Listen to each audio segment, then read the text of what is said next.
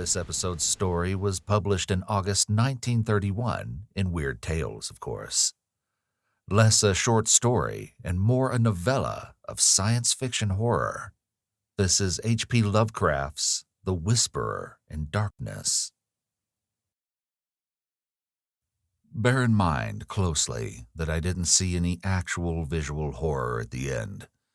To say that a mental shock was the cause of what I inferred, that last straw which sent me racing out of the lonely Akeley farmhouse and through the wild domed hills of Vermont in a commandeered motor at night, is to ignore the plainest facts of my final experience. Notwithstanding the deep extent to which I shared the information and speculations of Henry Akeley, the things I saw and heard, and the admitted vividness of the impression produced on me by these things, I cannot prove even now whether I was right or wrong in my hideous inference.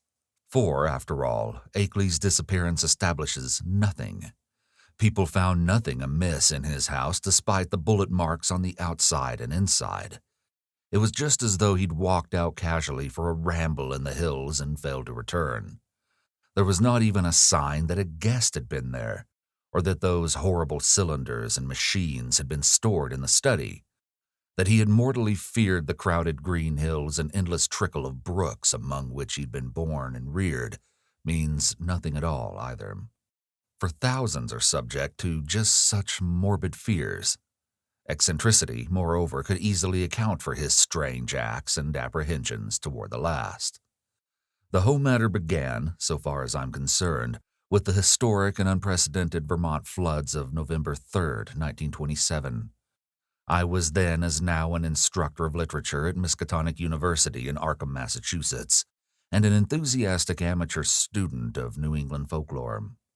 Shortly after the flood, amidst the varied reports of hardship, suffering, and organized relief which filled the press, there appeared certain odd stories of things found floating in some of the swollen rivers, so that many of my friends embarked on curious discussions and appealed to me to shed what light I could on the subject.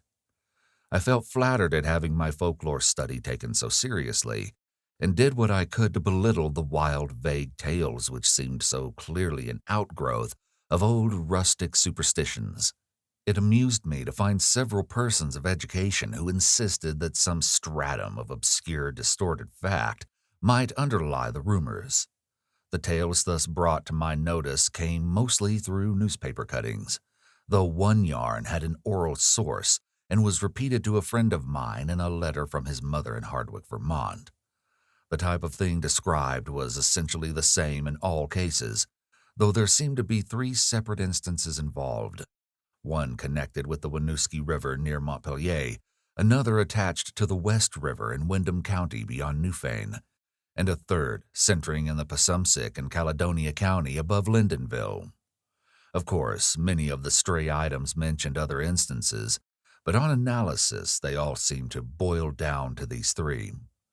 In each case, country folk reported seeing one or more very bizarre and disturbing objects in the surging waters that poured down from the unfrequented hills, and there was a widespread tendency to connect these sights with a primitive, half-forgotten cycle of whispered legend which old people resurrected for the occasion. What people thought they saw were organic shapes not quite like any they'd ever seen before.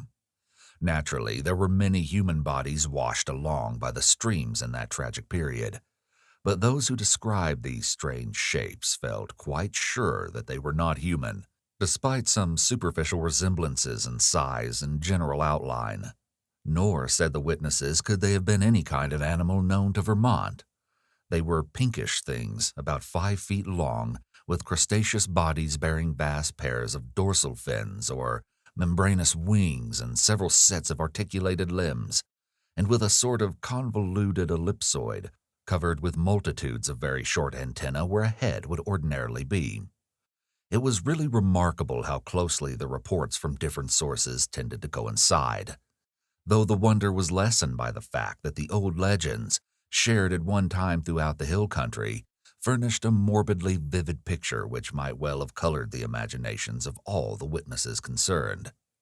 It was my conclusion that such witnesses, in every case naive and simple backwoods folk, had glimpsed the battered and bloated bodies of human beings or farm animals in the whirling currents, and had allowed the half-remembered folklore to invest these pitiful objects with fantastic attributes. The ancient folklore, while cloudy, evasive, and largely forgotten by the present generation, was of a highly singular character, and obviously reflected the influence of still earlier Indian tales. I knew it well, though I'd never been in Vermont, through the exceedingly rare monograph of Eli Davenport, which embraces material orally obtained prior to 1839 amongst the oldest people of the state. This material, moreover, closely coincided with tales which I had personally heard from elderly rustics in the mountains of New Hampshire. Briefly summarized, it hinted at a hidden race of monstrous beings which lurked somewhere among the remoter hills, in the deep woods of the highest peaks, and the dark valleys where streams trickled from unknown sources. These beings were seldom glimpsed, but evidences of their presence were reported by those who had ventured farther than usual up the slopes of certain mountains or into certain deep, steep-sided gorges that even the wolves shunned. There were queer footprints or claw prints in the mud of brook margins and barren patches, and curious circles of stones, with the grass around them worn away, which didn't seem to have been placed or entirely shaped by nature. There were, too, certain caves of problematical depth in the sides of the hills, with mouths closed by boulders in a manner scarcely accidental, and with more than an average quota of the queer prints leading both toward and away from them, if indeed the direction of these prints could be justly estimated. And worst of all, there were the things which adventurous people had seen very rarely in the twilight of the remotest valleys, in the dense perpendicular woods above the limits of normal hill climbing. It would have been less uncomfortable if the stray accounts of these things had not agreed so well. As it was, nearly all the rumors had several points in common, averring that the creatures were a sort of huge light red crab, with many pairs of legs and with two great bat-like wings in the middle of the back. They sometimes walked on all their legs, and sometimes on the hindmost pair only, using the others to convey large objects of indeterminate nature. On one occasion they were spied in considerable numbers, a detachment of them wading along a shallow woodland watercourse, 3 abreast, in evidently disciplined formation. Once a specimen was seen flying, launching itself from the top of a bald, lonely hill at night, and vanishing in the sky after its great flapping wings had been silhouetted an instant against the full moon. These things seemed content, on the whole, to let mankind alone, though they were at times held responsible for the disappearance of venturesome individuals, especially persons who built houses too close to certain valleys or too high up on certain mountains. Many localities came to be known as inadvisable to settle in, the feeling persisting long after the cause was forgotten. People would look up at some of the neighboring mountain precipices with a shudder, even when not recalling how many settlers had been lost, and how many farmhouses burnt to ashes on the lower slopes of those grim green sentinels. But while according to the earliest legends the creatures would appear to have harmed only those trespassing on their privacy, there were later accounts of their curiosity respecting men, and of their attempts to establish secret outposts in the human world. There were tales of the queer claw prints seen around farmhouse windows in the morning, and of occasional disappearances in regions outside the obviously haunted areas. Tales, besides, of buzzing voices and imitation of human speech, which made surprising offers to lone travelers on roads and cart paths in the deep woods, and of children frightened out of their wits by things seen or heard where the primal forest pressed close upon their dooryards. In the final layer of legends, the layer just preceding the decline of superstition and the abandonment of close contact with the dreaded places, there are shocked references to hermits and remote farmers who at some period of life appeared to have undergone a repellent mental change, and who were shunned and whispered about as mortals who had sold themselves to the strange beings. In one of the northeastern counties, it seemed to be a fashion about 1800 to accuse eccentric and unpopular recluses of being allies or representatives of the abhorred things. As to what the things were, explanations naturally varied. The common name applied to them was those ones or the old ones, though other terms had a local and transient use. Perhaps the bulk of the Puritan settlers set them down bluntly as familiars of the devil and made them a basis of odd theological speculation.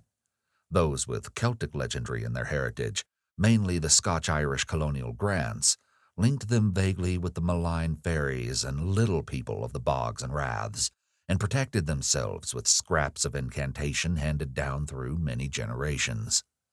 But the Indians had the most fantastic theories of all. While different tribal legends differed, there was a marked consensus of belief in certain vital particulars, it being unanimously agreed that the creatures were not native to this earth. The Pennacook myths, which were the most consistent and picturesque, taught that the winged ones came from the great bear in the sky and had mines in our earthly hills whence they took a kind of stone they couldn't get on any other world. They didn't live here, said the myths, but merely maintained outposts and flew back with vast cargoes of stone to their own stars in the north. They harmed only those earth people who got too near them or spied upon them. Animals shunned them through instinctive hatred, not because of being hunted. They couldn't eat the things and animals of earth, but brought their own food from the stars. It was bad to get near them, and sometimes young hunters who went into their hills never came back. It wasn't good either to listen to what they whispered at night in the forest with voices like a bee's that tried to be like the voices of men. They knew the speech of all kinds of men, Pinnacooks, Hurons, men of the 5 nations, but didn't seem to have or need any speech of their own. They talked with their heads, which changed color in different ways to mean different things. All the legendary, of course, white and Indian alike, died down during the 19th century, except for the occasional atavistical flare-ups. The ways of the Vermonters became settled, and once their habitual paths and dwellings were established according to a certain fixed plan, they remembered less and less what fears and avoidances had determined that plan, and even that there had been any fears or avoidances. Most people simply knew that certain hilly regions were considered as highly unhealthy, unprofitable, and generally unlucky to live in, and that the farthest one kept from them, the better off one usually was. In time, the ruts of custom and economic interest became so deeply cut in approved places that there was no longer any reason for going outside them, and the haunted hills were left deserted by accident rather than by design. Save during infrequent local scares, only wonder-loving grandmothers and retrospective nonagenarians ever whispered of beings dwelling in those hills. And even such whisperers admitted that there was not much to fear from those things, now that they were used to the presence of houses and settlements, and now that human beings let their chosen territory severely alone. All this I had known from my reading and from certain folk tales picked up in New Hampshire. Hence, when the flood-time rumors began to appear, I could easily guess what imaginative background had evolved them. I took great pains to explain this to my friends, and was correspondingly amused when several contentious souls continued to insist on a possible element of truth in the reports. Such persons tried to point out that the early legends had a significant persistence and uniformity, and that the virtually unexplored nature of the Vermont hills made it unwise to be dogmatic about what might or might not dwell among them. Nor could they be silenced by my assurance that all the myths were of a well-known pattern, common to most of mankind, and determined by early phases of imaginative experience, which always produced the same type of delusion. It was of no use to demonstrate to such opponents that the Vermont myths differed but little in essence from those universal legends of natural personification, which filled the ancient world with fauns and dryads and satyrs, suggested the Kalakanzari of modern Greece, and gave to wild Wales and Ireland their dark hints of strange, small, and terrible hidden races of troglodytes and burrowers. No use either to point out the even more startlingly similar belief of the Nepalese hill tribes in the dreaded Migo or abominable snowmen who lurk hideously amidst the ice and rock pinnacles of the Himalayan summits. When I brought up this evidence, my opponents turned it against me by claiming that it must imply some actual historicity for the ancient tales, that it must argue the real existence of some queer elder Earth race, driven to hiding after the advent and dominance of mankind, which might very conceivably have survived in reduced numbers to relatively recent times, or even to the present. The more I laughed at such theories, the more these stubborn friends asseverated them, adding that even without the heritage of legend, the recent reports were too clear, consistent, detailed, and sanely prosaic in manner of telling to be completely ignored. 2 or 3 fanatical extremists went so far as to hint at possible meanings in the ancient Indian tales, which gave the hidden beings a non-terrestrial origin, citing the extravagant books of Charles Fort with their claims that voyagers from other worlds and outer space have often visited Earth. Most of my foes, however, were merely romanticists who insisted on trying to transfer to real life the fantastic lore of lurking little people, made popular by the magnificent horror fiction of Arthur Machen.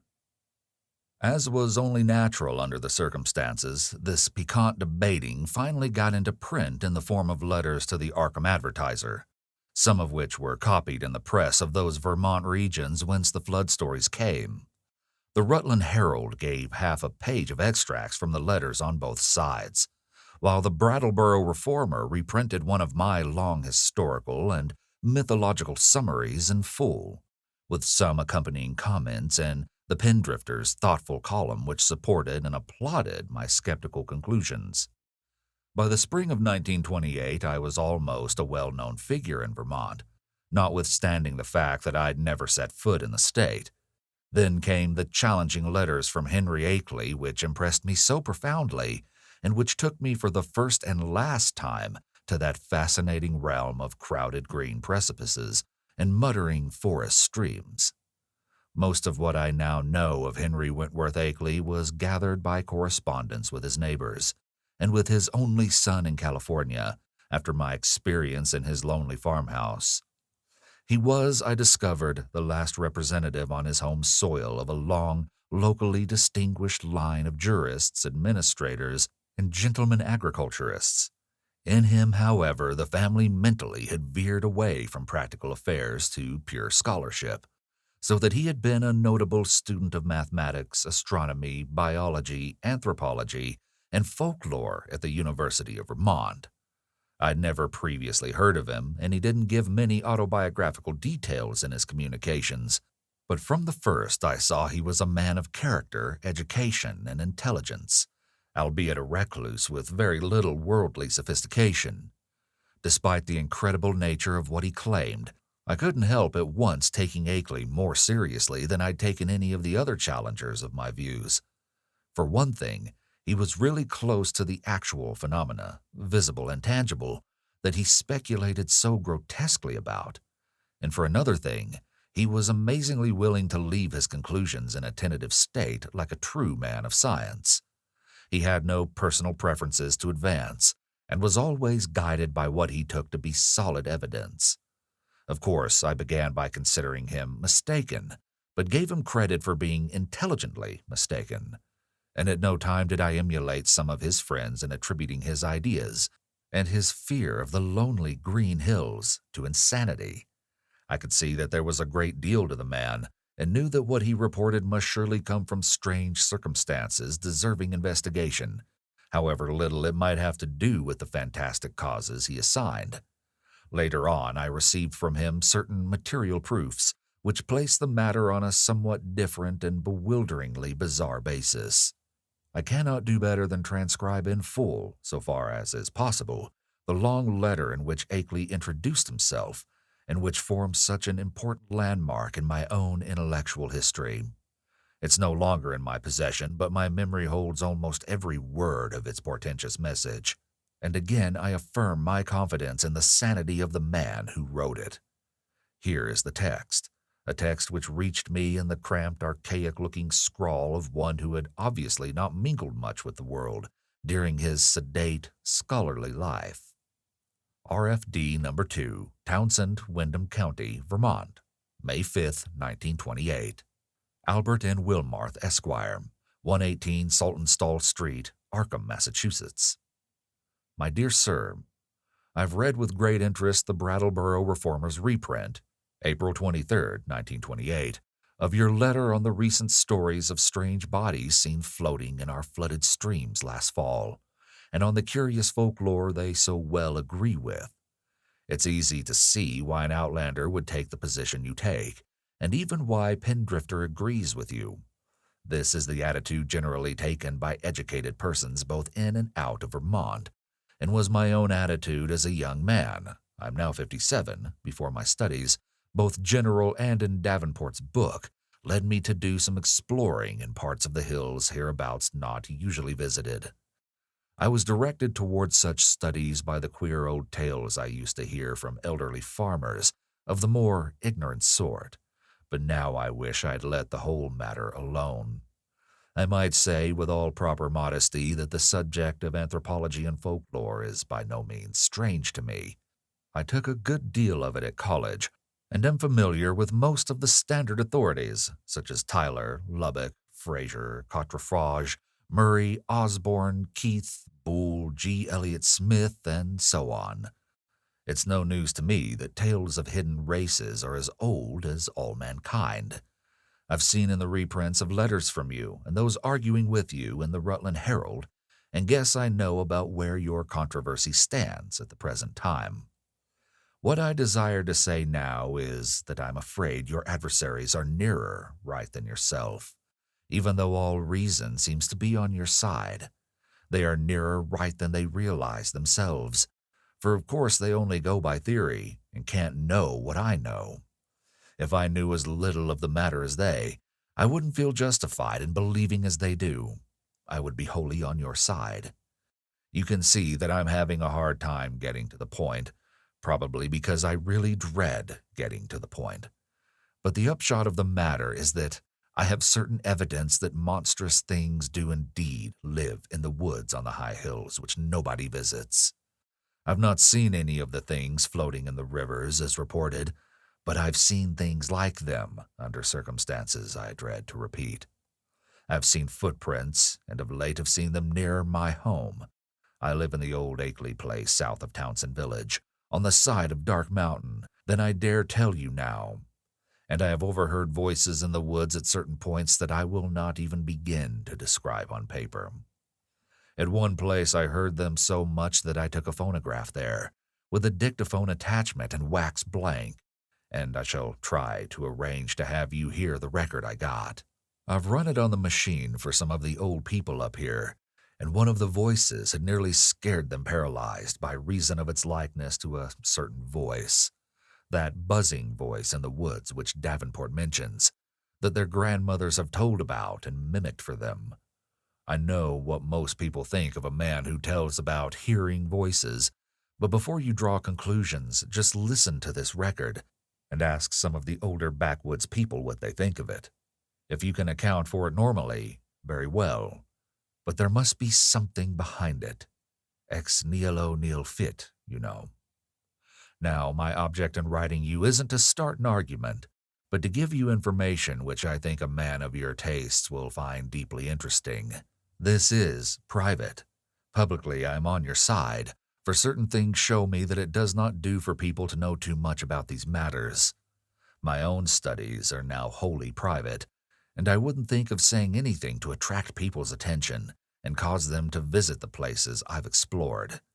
It's true, terribly true, that there are non-human creatures watching us all the time, with spies among us gathering information. It's from a wretched man who, if he was sane, as I think he was one of those spies, that I got a large part of my clues to the matter. He later killed himself, but I have reasons to think there are others now. The things come from another planet, being able to live in interstellar space and fly through it on clumsy, powerful wings which have a way of resisting the ether, but which are too poor at steering to be much use in helping them about on Earth. I'll tell you about this later if you don't dismiss me at once as a madman. They come here to get metals from mines that go deep under the hills, and I think I know where they come from. They won't hurt us if we let them alone, but no one can say what will happen if we get too curious about them. Of course, a good army of men could wipe out their mining colony. That's what they're afraid of. But if that happened, more would come from outside, any number of them. They could easily conquer the earth, but haven't tried so far because they have not needed to. They would rather leave things as they are to save bother. I think they mean to get rid of me because of what I've discovered. There's a great black stone with unknown hieroglyphics half worn away, which I found in the woods on Round Hill, east of here. And after I took it home, everything became different. If they think I suspect too much, they will either kill me or take me off the earth to where they came from.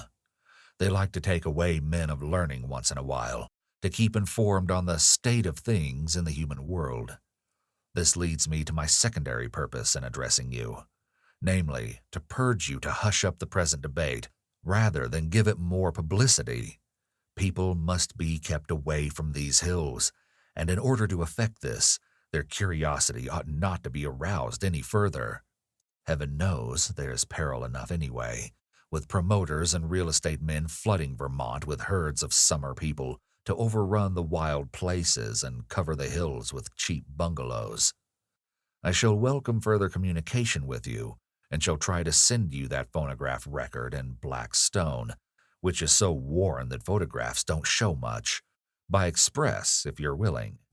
I say try because I think those creatures have a way of tampering with things around here. There is a sullen, furtive fellow named Brown on a farm near the village, who I think is their spy. Little by little, they're trying to cut me off from our world, because I know too much about their world. They have the most amazing way of finding out what I do. You may not even get this letter. I think I shall have to leave this part of the country and go to live with my son in San Diego, California, if things get any worse. But it's not easy to give up the place you were born in, and where your family has lived for 6 generations.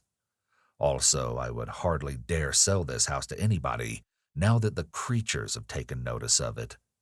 They seem to be trying to get the black stone back and destroy the phonograph record, but I shall not let them if I can help it. My great police dogs always hold them back, for there are very few here as yet, and they are clumsy in getting about. As I've said, their wings aren't much use for short flights on Earth. I'm on the very brink of deciphering that stone in a very terrible way, and with your knowledge of folklore, you may be able to supply missing links enough to help me.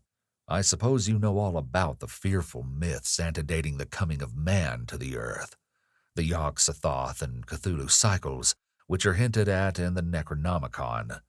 I had access to a copy of that once, and hear that you have one in your college library under lock and key.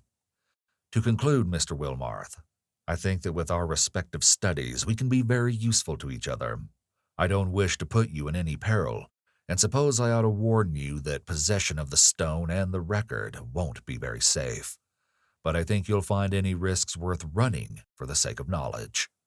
I'll drive down to Newfane or Brattleboro to send whatever you authorize me to send, for the express offices there are more to be trusted. I might say that I live quite alone now, since I can't keep hired help anymore.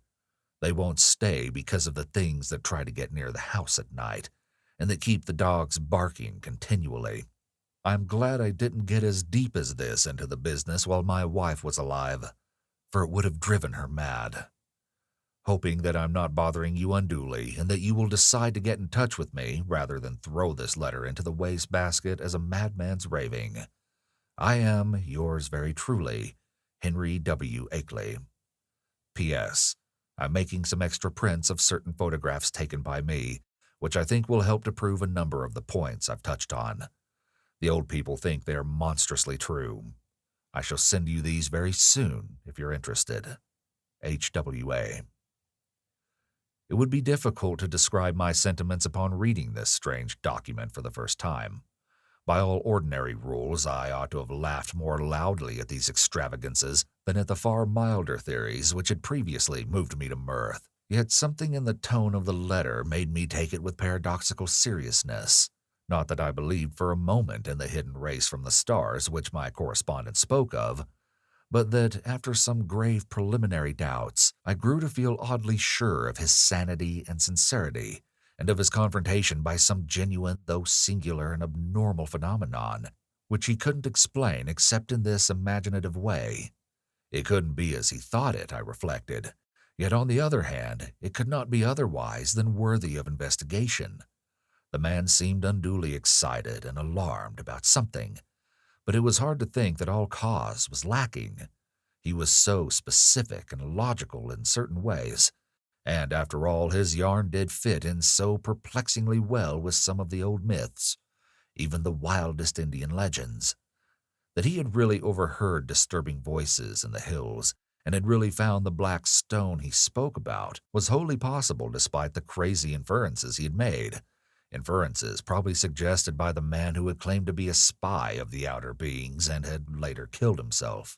It was easy to deduce that this man must have been wholly insane, but that he probably had a streak of perverse outward logic which made the naive Akeley, already prepared for such things by his folklore studies, believe his tale.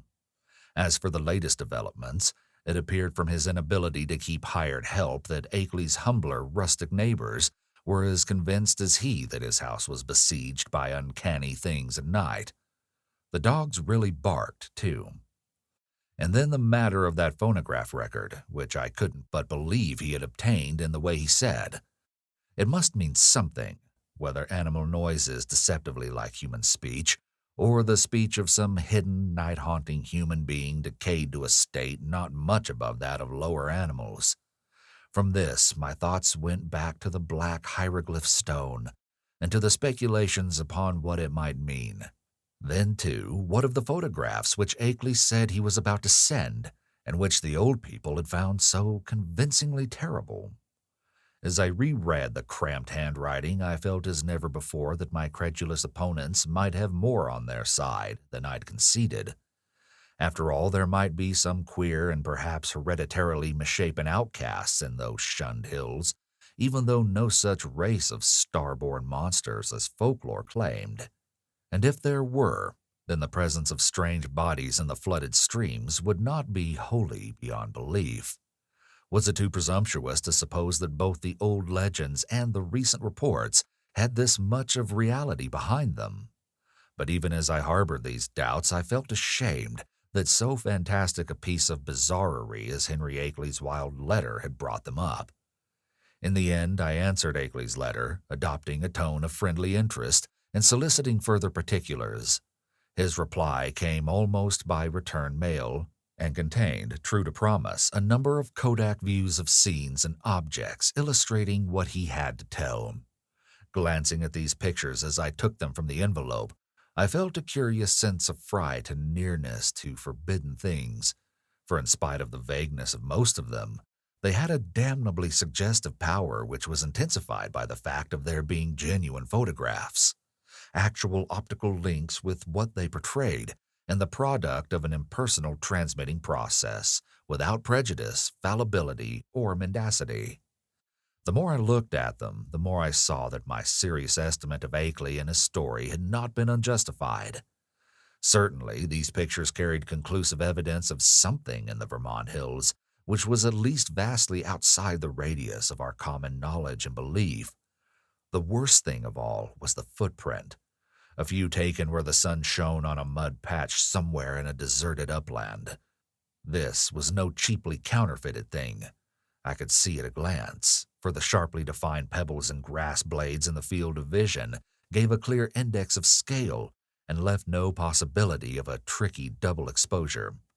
I've called the thing a footprint, but claw print would be a better term. Even now I can scarcely describe it save to say that it was hideously crab-like, and that there seemed to be some ambiguity about its direction. It wasn't a very deep or fresh print, but seemed to be about the size of an average man's foot. From a central pad, pairs of saw-toothed nippers projected in opposite directions, quite baffling as to function, if indeed the whole object were exclusively an organ of locomotion. Another photograph, evidently a time exposure taken in deep shadow, was of the mouth of a woodland cave, with a boulder of rounded regularity choking the aperture. On the bare ground in front of it, one could just discern a dense network of curious tracks, and when I studied the picture with a magnifier, I felt uneasily sure that the tracks were like the one in the other view. A third picture showed a druid-like circle of standing stones on the summit of a wild hill.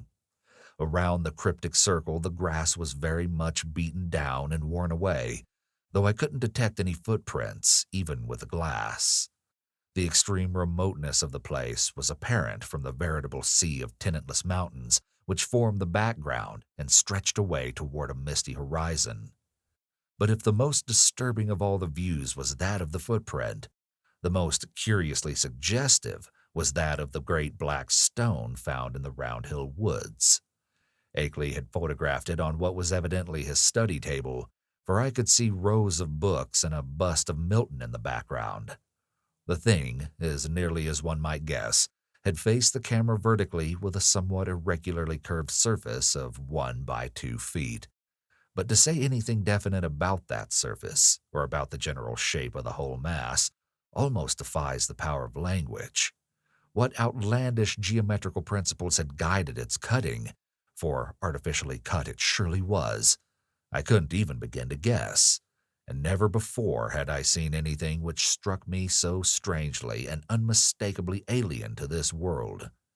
Of the hieroglyphics on the surface, I could discern very few, but one or two that I did see gave me rather a shock. Of course, they might be fraudulent, for others besides myself had read the monstrous and abhorred Necronomicon of the mad Arab Abdul al-Hazred, but it nevertheless made me shiver to recognize certain ideographs which study had taught me to link with the most blood-curdling and blasphemous whispers of things that had had a kind of mad half-existence before the Earth and the other inner worlds of the solar system were made. Of the 5 remaining pictures, 3 were of swamp and hill scenes, which seemed to bear traces of hidden and unwholesome tendency. Another was of a queer mark in the ground very near Akeley's house, which he said he had photographed the morning after a night on which the dogs had barked more violently than usual. It was very blurred, and one could really draw no certain conclusions from it, but it did seem fiendishly like that other mark or claw print photographed on the deserted upland.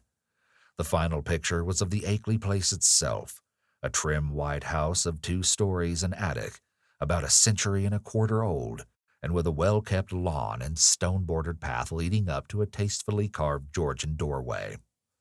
There were several huge police dogs on the lawn, squatting near a pleasant-faced man with a close-cropped gray beard, whom I took to be Akeley himself, his own photographer, one might infer from the tube-connected bulb in his right hand. From the pictures, I turned to the bulky, closely written letter itself, and for the next 3 hours was immersed in a gulf of unutterable horror. Where Akeley had given only outlines before, he now entered into minute details, presenting long transcripts of words overheard in the woods at night, long accounts of monstrous pinkish forms spied in thickets at twilight on the hills, and a terrible cosmic narrative derived from the application of profound and varied scholarship to the endless bygone discourses of the mad self-styled spy who had killed himself. I found myself faced by names and terms that I had heard elsewhere, in the most hideous of connections. Yuggoth, Great Cthulhu, Sathagawa, Yog-Sothoth, R'lyeh, Nyarlathotep, Azathoth, Hastur, Yan, Ling, the Lake of Holly, Bethmura, the Yellow Sign, Lemur Cathalos, Braun, and the Magnum Anomenandum, and was drawn back through nameless eons and inconceivable dimensions to worlds of elder outer entity, at which the crazed author of the Necronomicon had only guessed in the vaguest way. I was told of the pits of primal life, and of the streams that had trickled down therefrom, and finally of the tiny rivulet from one of those streams which had become entangled with the destinies of our own earth. My brain whirled, and where before I had attempted to explain things away, I now began to believe in the most abnormal and incredible wonders. The array of vital evidence was damnably vast and overwhelming, and the cool scientific attitude of Akeley, an attitude removed as far as imaginable from the demented, the fanatical, the hysterical, or even the extravagantly speculative, had a tremendous effect on my thought and judgment. By the time I laid the frightful letter aside, I could understand the fears he had come to entertain, and was ready to do anything in my power to keep people away from those wild, haunted hills. Even now, when time has dulled the impression and made me half question my own experience and horrible doubts, there are things in that letter of Akeley's which I would not quote, or even form into words on paper. I'm almost glad that the letter and record and photographs are gone now, and I wish, for reasons I shall soon make clear, that the new planet beyond Neptune had not been discovered. With the reading of that letter, my public debating about the Vermont horror permanently ended. Arguments from opponents remained unanswered or put off with promises, and eventually the controversy petered out into oblivion. During late May and June, I was in constant correspondence with Akeley, though once in a while a letter would be lost, so that we would have to retrace our ground and perform considerable laborious copying. What we were trying to do as a whole was to compare notes and matters of obscure mythological scholarship and arrive at a clear correlation of the Vermont horrors with the general body of primitive world legend. For one thing, we virtually decided that these morbidities and the hellish Himalayan Migo were one and the same order of incarnated nightmare. There were also absorbing zoological conjectures, which I would have referred to Professor Dexter in my own college, but for Akeley's imperative command to tell no one of the matter before us. If I seem to disobey that command now, it's only because I think at this stage a warning about those farther Vermont hills and about those Himalayan peaks which bold explorers are more and more determined to ascend is more conducive to public safety than silence would be.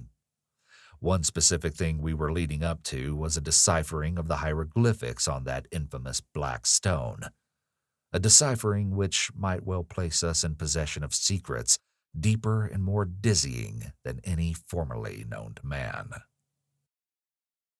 Toward the end of June, the phonograph record came, shipped from Brattleboro, since Akeley was unwilling to trust conditions on the branch line north of there.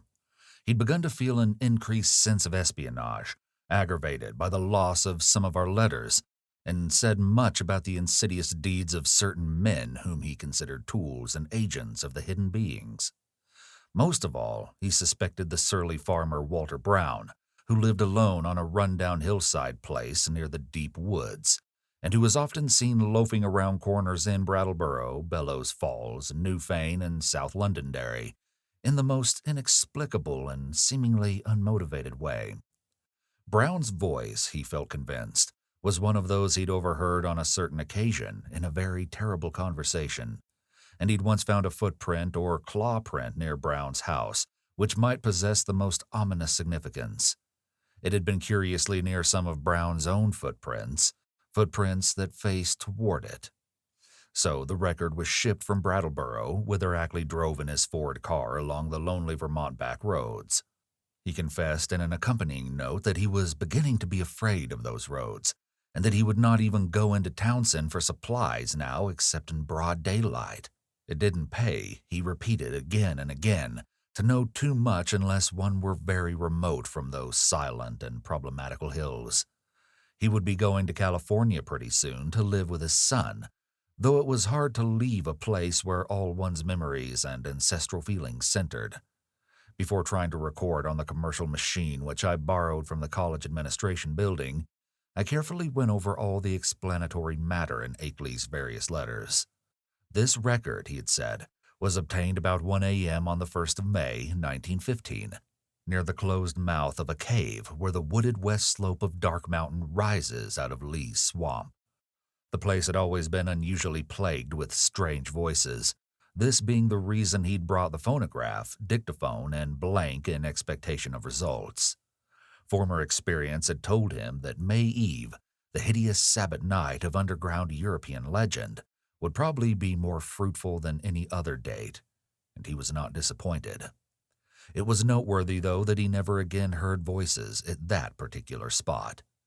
Unlike most of the overheard forest voices, the substance of the record was quasi-ritualistic and included one palpably human voice which Akeley had never been able to place. It wasn't Brown's, but seemed to be that of a man of greater cultivation. The second voice, however, was the real crux of the thing, for this was the accursed buzzing which had no likeness to humanity despite the human words which it uttered in good English grammar and a scholarly accent. The recording phonograph and dictaphone hadn't worked uniformly well, and had of course been at a great disadvantage because of the remote and muffled nature of the overheard ritual, so that the actual speech secured was very fragmentary. Akeley had given me a transcript of what he believed the spoken words to be, and I glanced through this again as I prepared the machine for action. The text was darkly mysterious rather than openly horrible, though a knowledge of its origin and manner of gathering gave it all the associative horror which any words could well possess. I'll present it here in full as I remember it, and I'm fairly confident that I know it correctly by heart, not only from reading the transcript, but from playing the record itself over and over again. It's not a thing which one might readily forget. Indistinguishable sounds, a cultivated male human voice, is the Lord of the Woods, even too, and the gifts of the men of Ling. So from the wells of night to the gulfs of space, and from the gulfs of space to the wells of night, ever the praises of great Cthulhu, of Sathagwa, and of him who is not to be named, ever their praises and abundance to the black goat of the woods, Yah-Shub-Niggurath, the goat with 1,000 young. A buzzing imitation of human speech. Yah-Shub-Niggurath, the black goat of the woods with 1,000 young. Human voice. And it has come to pass that the Lord of the Woods, being 7 and 9 down the onyx steps, tributes to him in the gulf, Azathoth, he of whom thou hast taught us marvels, on the wings of night out beyond space, out beyond, to that whereof Yuggoth is the youngest child, rolling alone in black ether at the rim. Buzzing voice. Go out among men and find the ways thereof, that he in the gulf may know. To Nyarlathotep, mighty messenger, must all things be told, and he shall put on the semblance of men, the waxen mask and the robe that hides, and come down from the world of 7 suns to mock. Human voice. Nyarlathotep, great messenger, bringer of strange joy to Yuggoth through the void, father of the 1,000,000 favored ones, stalker among. Speech cut off by end of record. Such were the words for which I was to listen when I started the phonograph. It was with a trace of genuine dread and reluctance that I pressed the lever and heard the preliminary scratching of the sapphire point, and I was glad that the first faint, fragmentary words were in a human voice, a mellow, educated voice which seemed vaguely Bostonian in accent, and which was certainly not that of any native of the Vermont hills. As I listened to the tantalizingly feeble rendering, I seemed to find the speech identical with Akeley's carefully prepared transcript. On it, chanted in that mellow Bostonian voice, Yah-Shub-Niggurath, the goat with 1,000 young. And then I heard the other voice. To this hour I shudder retrospectively when I think of how it struck me, prepared though I was by Akeley's accounts. Those to whom I have since described the record profess to find nothing but cheap imposture or madness in it. But could they have heard the accursed thing itself, or read the bulk of Akeley's correspondence, especially that terrible and encyclopedic second letter, I know they would think differently. It is, after all, a tremendous pity that I didn't disobey Akeley and play the record for others. A tremendous pity, too, that all of his letters were lost. To me, with my first-hand impression of the actual sounds, and with my knowledge of the background and surrounding circumstances, the voice was a monstrous thing. It swiftly followed the human voice in ritualistic response, but in my imagination it was a morbid echo winging its way across unimaginable abysses from unimaginable outer hells. It's more than 2 years now since I last ran off that blasphemous waxen cylinder, but at this moment, and at all other moments, I can still hear that feeble, fiendish buzzing as it reached me for the first time. Yah-Shub-Niggurath, the black goat of the woods with 1,000 young. But though that voice is always in my ears, I haven't even yet been able to analyze it well enough for a graphic description. It was like the drone of some loathsome gigantic insect ponderously shaped into the articulate speech of an alien species, and I'm perfectly certain that the organs producing it can have no resemblance to the vocal organs of man, or indeed to those of any of the mammalia. There were singularities in timbre, range, and overtones which placed this phenomenon wholly outside the sphere of humanity and earth life. Its sudden advent that first time almost stunned me, and I heard the rest of the record through in a sort of abstracted daze. When the longer passage of buzzing came, there was a sharp intensification of that feeling of blasphemous infinity which had struck me during the shorter and earlier passage. At last the record ended abruptly, during an unusually clear speech of the human and Bostonian voice. But I sat stupidly staring long after the machine had automatically stopped. I hardly need to say that I gave that shocking record many another playing, and that I made exhaustive attempts at analysis and comment in comparing notes with Akeley. It would be both useless and disturbing to repeat here all that we concluded, but I may hint that we agreed in believing we had secured a clue to the source of some of the most repulsive primordial customs in the cryptic elder religions of mankind. It seemed plain to us, also, that there were ancient and elaborate alliances between the hidden outer creatures and certain members of the human race.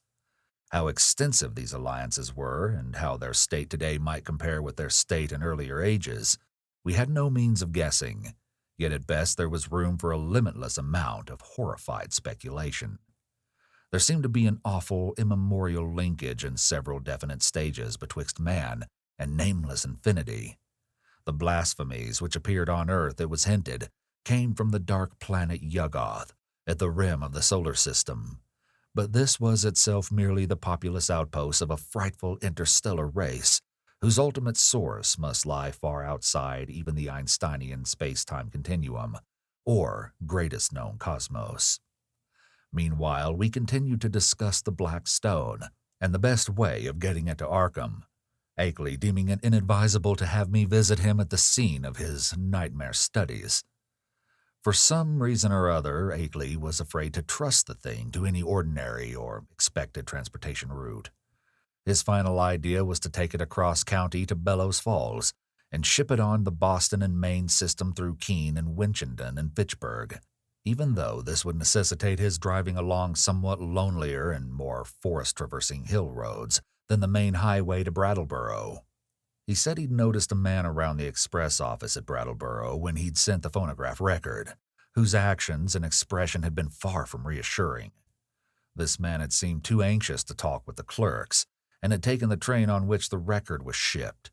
Akeley confessed that he'd not felt strictly at ease about that record, until he heard from me of its safe receipt. About this time, the second week in July, another letter of mine went astray, as I learned through an anxious communication with Akeley. After that, he told me to address him no more at Townsend, but to send all mail in care of the general delivery at Brattleboro, whether he would make frequent trips in his car or on the motor coach line which had lately replaced passenger service on the lagging branch railway.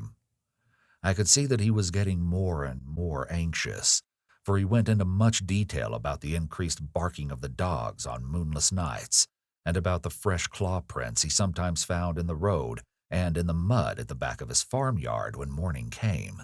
Once he told about a veritable army of prints drawn up in a line facing an equally thick and resolute line of dog tracks, and sent a loathsomely disturbing Kodak picture to prove it. That was after a night on which the dogs had outdone themselves in barking and howling. On the morning of Wednesday, July 18th, I received a telegram from Bellows Falls, in which Akeley said he was expressing the Black Stone over the B&M on train number 5508, leaving Bellows Falls at 12:15 p.m. Standard Time, and due at the North Station in Boston at 4:12 p.m. It ought, I calculated, to get up to Arkham at least by the next noon, and accordingly I stayed in all Thursday morning to receive it.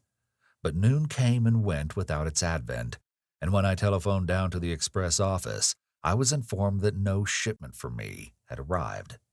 My next act, performed amidst a growing alarm, was to give a long-distance call to the express agent at the Boston North Station, and I was scarcely surprised to learn that my consignment had not appeared.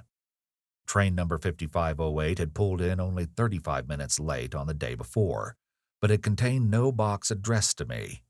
The agent promised, however, to institute a searching inquiry, and I ended the day by sending Akeley a night letter outlining the situation.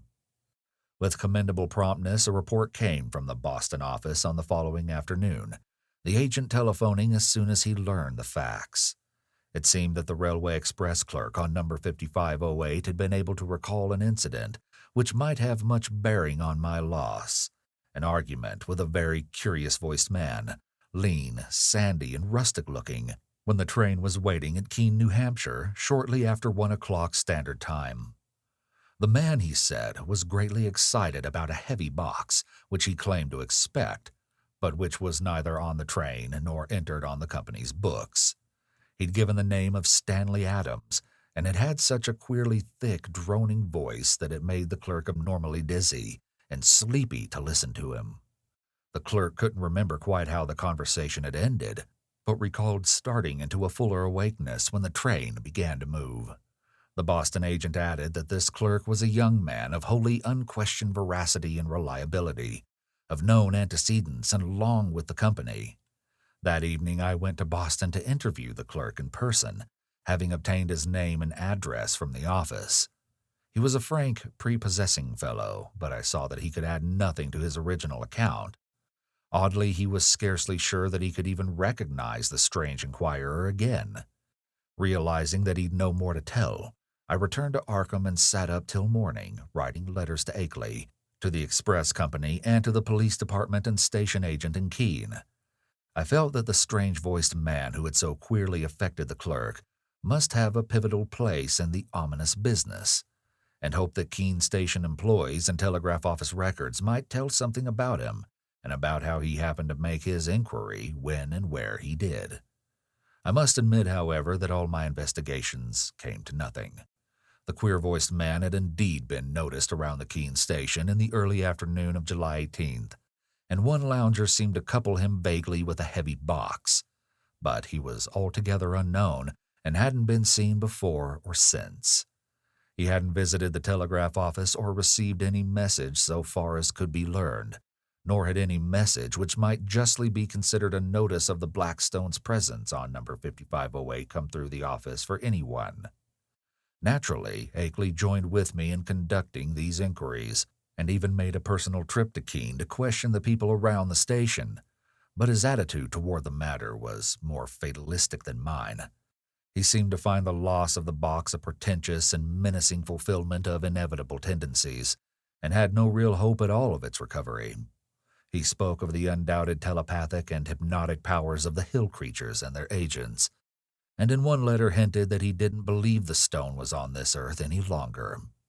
For my part, I was duly enraged, for I had felt there was at least a chance of learning profound and astonishing things from the old blurred hieroglyphs.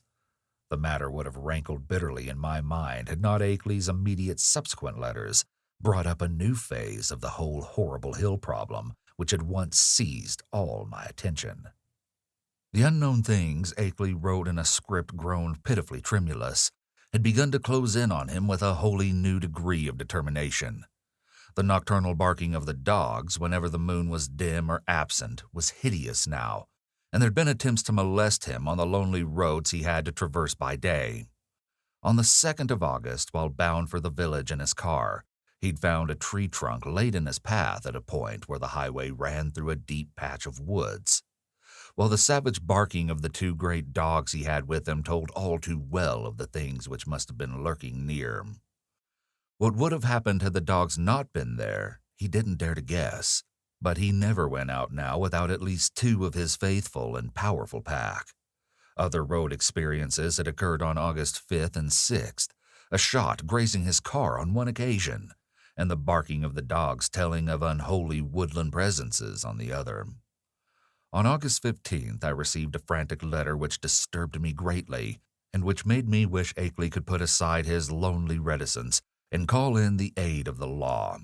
There had been frightful happenings on the night of the 12th through the 13th, bullets flying outside the farmhouse, and 3 of the 12 great dogs being found shot dead in the morning. There were myriads of claw prints in the road, with the human prints of Walter Brown among them. Akeley had started to telephone the Brattleboro for more dogs, but the wire had gone dead before he had a chance to say much. Later, he went to Brattleboro in his car and learned there that a lineman had found the main telephone cable nearly cut at a point where it ran through the deserted hills north of Newfane. But he was about to start home with 4 fine new dogs and several cases of ammunition for his big game repeating rifle. The letter was written at the post office in Brattleboro and came through to me without delay. My attitude toward the matter was by this time quickly slipping from a scientific to an alarmingly personal one. I was afraid for Akeley in his remote, lonely farmhouse, and half afraid for myself because of my now definite connection with the strange hill problem. The thing was reaching out so. Would it suck me in and engulf me? In replying to his letter, I urged him to seek help and hinted that I might take action myself if he did not.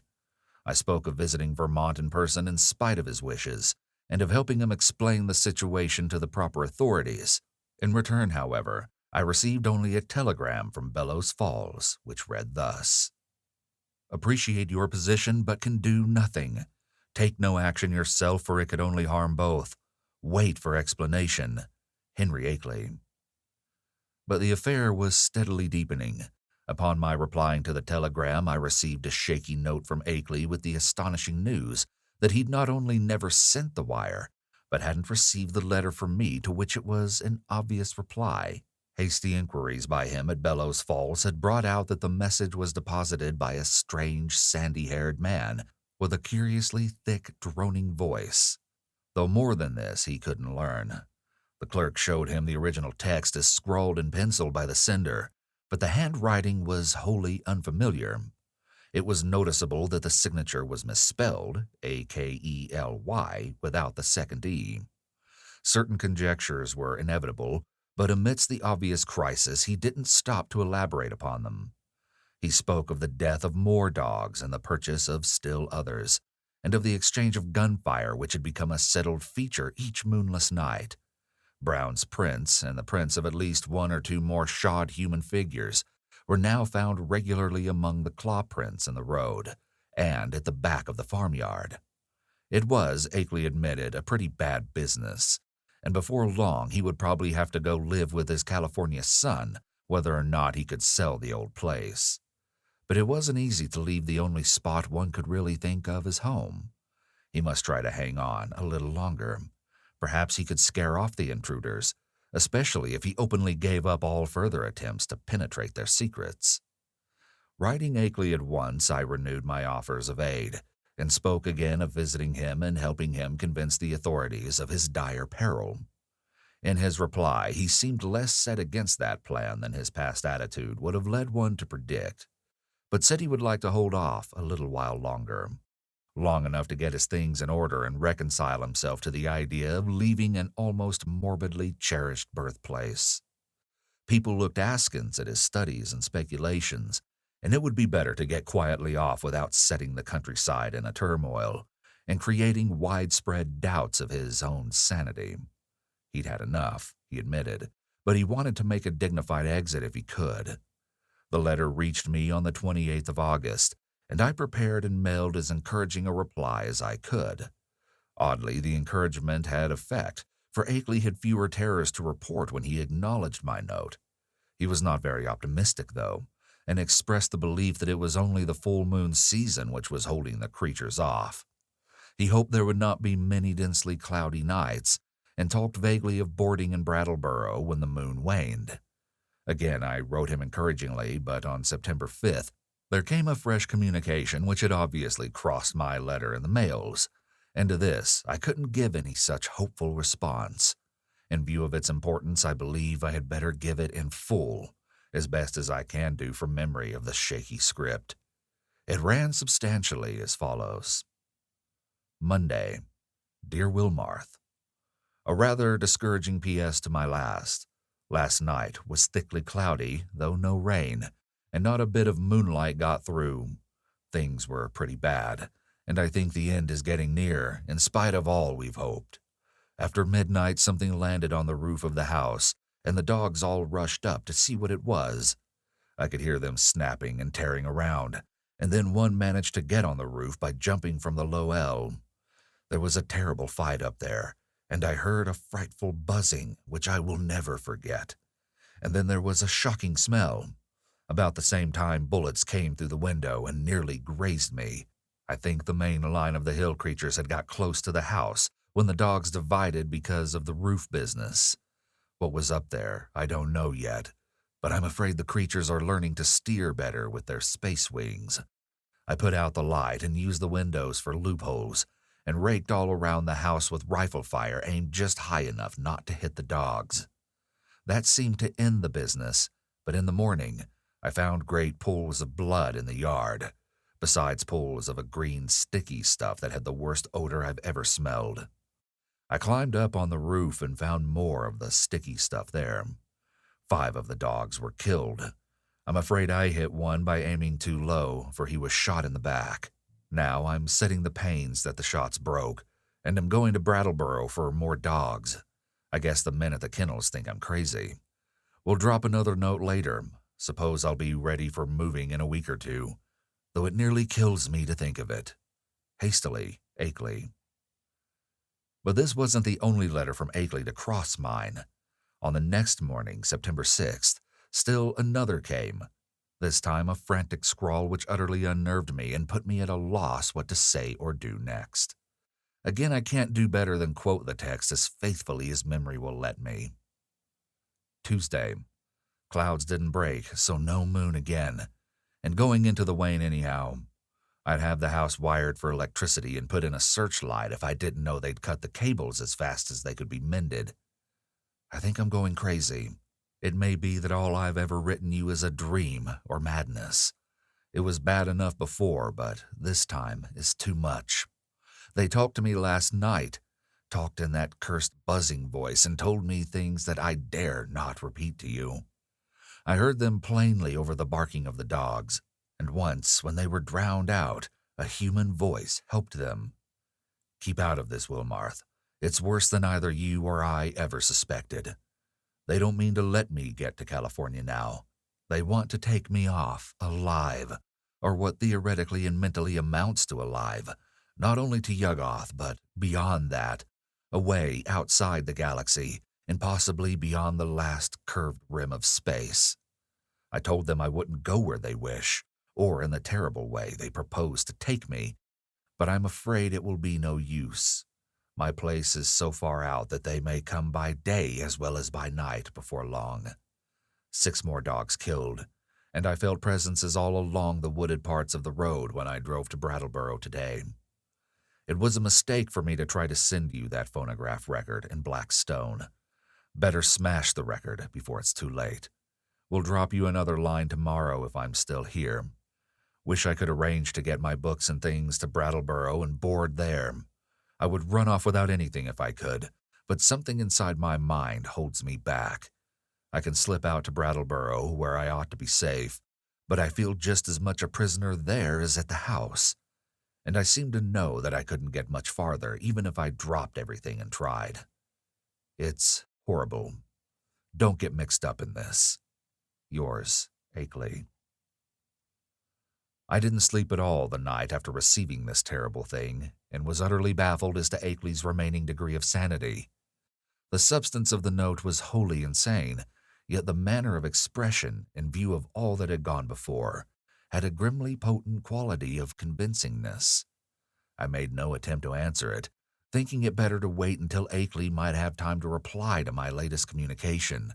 Such a reply indeed came on the following day, though the fresh material in it quite overshadowed any of the points brought up by the letter it nominally answered. Here's what I recall of the text, scrawled and blotted as it was in the course of a plainly frantic and hurried composition. Wednesday. W. Your letter came, but it's no use to discuss anything anymore. I'm fully resigned. Wonder that I've even enough willpower left to fight them off. Can't escape even if I were willing to give up everything and run. They'll get me. Had a letter from them yesterday. RFD man brought it while I was at Brattleboro. Typed and postmarked Bellows Falls. tells what they want to do with me. I can't repeat it. Look out for yourself, too. Smash that record. Cloudy nights keep up and moon waning all the time. Wish I dared to get help. It might brace up my willpower, but everyone who would dare to come at all would call me crazy unless there happened to be some proof. Couldn't ask people to come for no reason at all. I'm all out of touch with everybody and have been for years. But I haven't told you the worst, Wilmarth. Brace up to read this, for it will give you a shock. I am telling the truth, though. It is this. I have seen and touched one of the things, or part of one of the things. God, man, but it's awful. It was dead, of course. One of the dogs had it, and I found it near the kennel this morning. I tried to save it in the woodshed to convince people of the whole thing, but it all evaporated in a few hours. Nothing left. You know, all those things in the rivers were seen only on the first morning after the flood. And here's the worst. I tried to photograph it for you, but when I developed the film, there wasn't anything visible except the woodshed. What can the thing have been made of? I saw it and felt it, and they all leave footprints. It was surely made of matter, but what kind of matter? The shape can't be described. It was a great crab with a lot of pyramided fleshy rings or knots of thick, ropey stuff covered with feelers where a man's head would be. That green sticky stuff is its blood or juice, and there are more of them due on Earth any minute. Walter Brown is missing, hasn't been seen loafing around any of his usual corners in the villages hereabouts. I must have got him with one of my shots, though the creatures always seem to try to take their dead and wounded anyway. Got into town this afternoon without any trouble, but am afraid they're beginning to hold off because they're sure of me. Am writing this in Brattleboro, P.O. This may be goodbye. If it is, write my son George Goodnow Akeley, 176 Pleasant Street, San Diego, California. But don't come up here.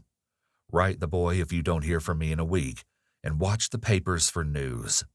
I'm going to play my last 2 cards now, if I have the willpower left. First, to try poison gas on the things. I've got the right chemicals and have fixed up masks for myself and the dogs. And then if that doesn't work, tell the sheriff. They can lock me in a madhouse if they want to. It'll be better than what the other creatures would do. Perhaps I can get them to pay attention to the prints around the house. They are faint, but I can find them every morning. Suppose, though, police would say I faked them somehow, for they all think I'm a queer character.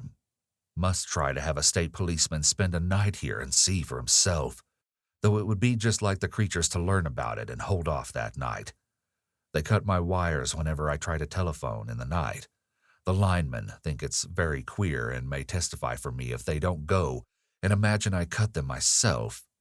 I haven't tried to keep them repaired for over a week now. I could get some of the ignorant people to testify for me about the reality of the horrors, but everybody laughs at what they say, and anyway, they've shunned my place for so long that they don't know any of the new events.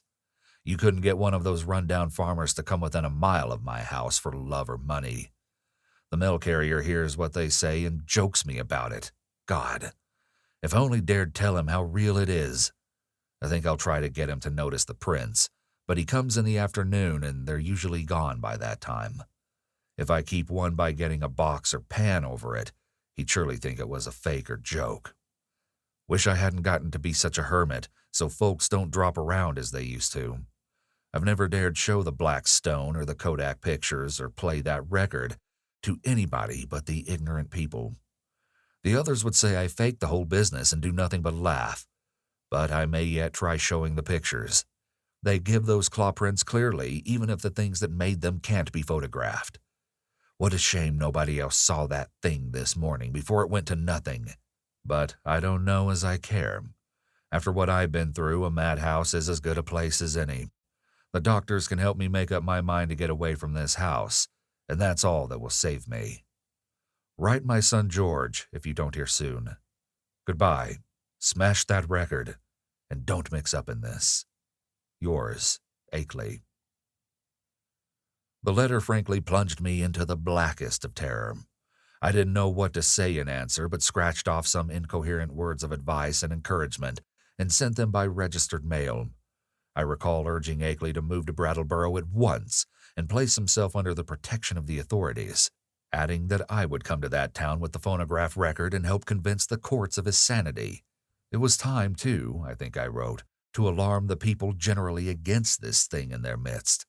It will be observed that as this moment of stress my own belief in all Akeley had told and claimed was virtually complete, though I didn't think his failure to get a picture of the dead monster was due not to any freak of nature but to some excited slip of his own.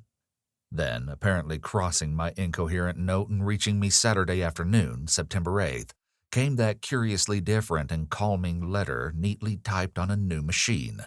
That strange letter of reassurance and invitation which must have marked so prodigious a transition in the whole nightmare drama of the Lonely Hills.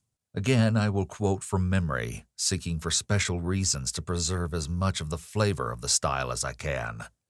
It was postmarked Bellows Falls, and the signature as well as the body of the letter was typed, as is frequent with beginners in typing.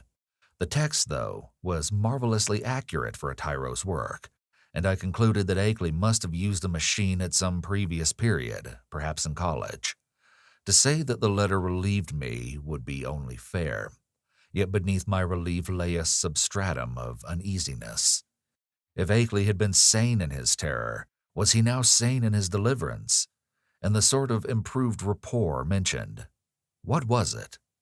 The entire thing implied such a diametrical reversal of Akeley's previous attitude. But here is the substance of the text, carefully transcribed from a memory in which I take some pride.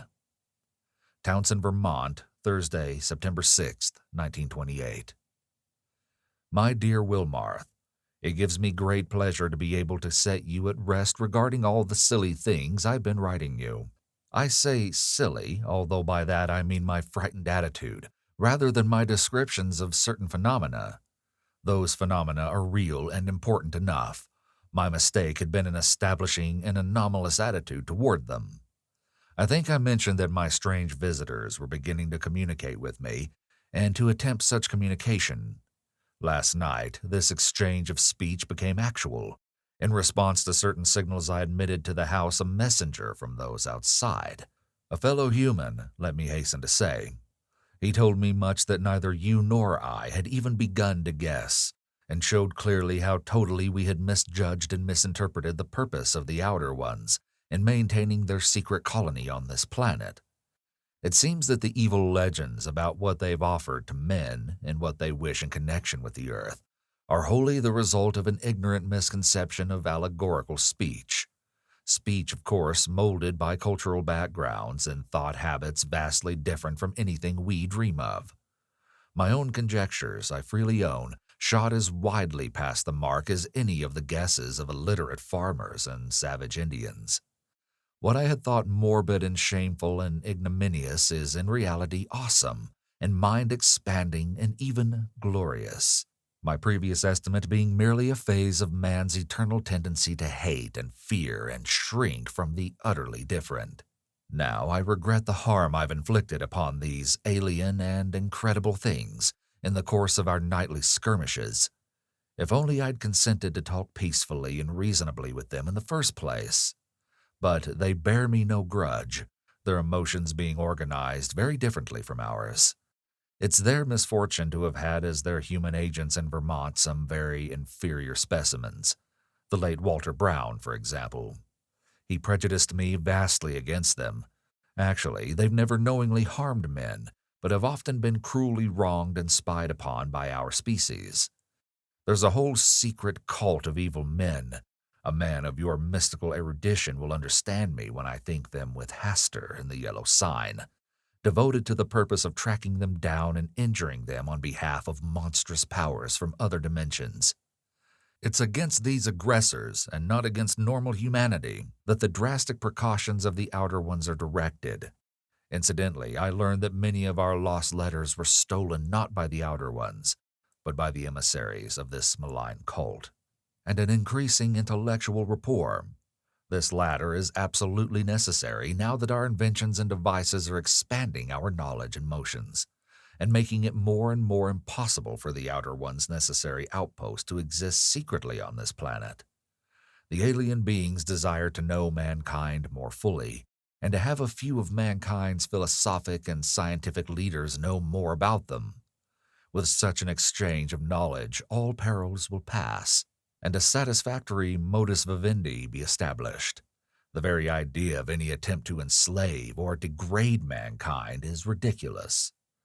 As a beginning of this improved rapport, the Outer Ones have naturally chosen me, whose knowledge of them is already so considerable, as their primary interpreter on Earth.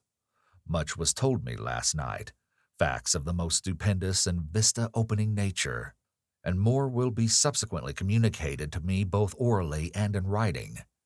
I shall not be called upon to make any trip outside just yet, though I shall probably wish to do so later on, employing special means and transcending everything which we have hitherto been accustomed to regard as human experience. My house will be besieged no longer. Everything has reverted to normal, and the dogs will have no further occupation. In place of terror, I have been given a rich boon of knowledge and intellectual adventure which few other mortals have ever shared. The outer beings are perhaps the most marvelous organic things in or beyond all space and time, members of a cosmos-wide race of which all other life forms are merely degenerate variants.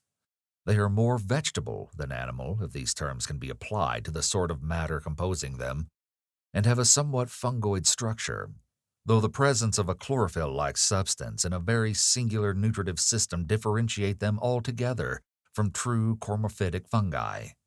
Indeed, the type is composed of a form of matter totally alien to our part of space, with electrons having a wholly different vibration rate.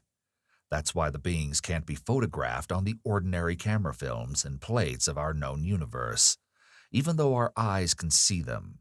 With proper knowledge, however, any good chemist could make a photographic emulsion which would record their images.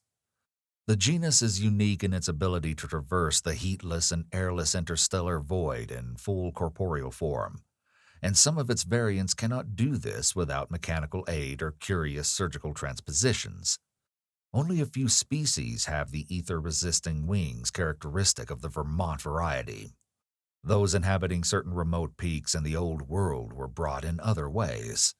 Their external resemblance to animal life and to the sort of structure we understand as material is a matter of parallel evolution rather than of a close kinship. Their brain capacity exceeds that of any other surviving life form, although the winged types of our hill country are by no means the most highly developed. Telepathy is their usual means of discourse, though they have rudimentary vocal organs, which, after a slight operation, for surgery is an incredibly expert and everyday thing among them, can roughly duplicate the speech of such types of organism as still use speech.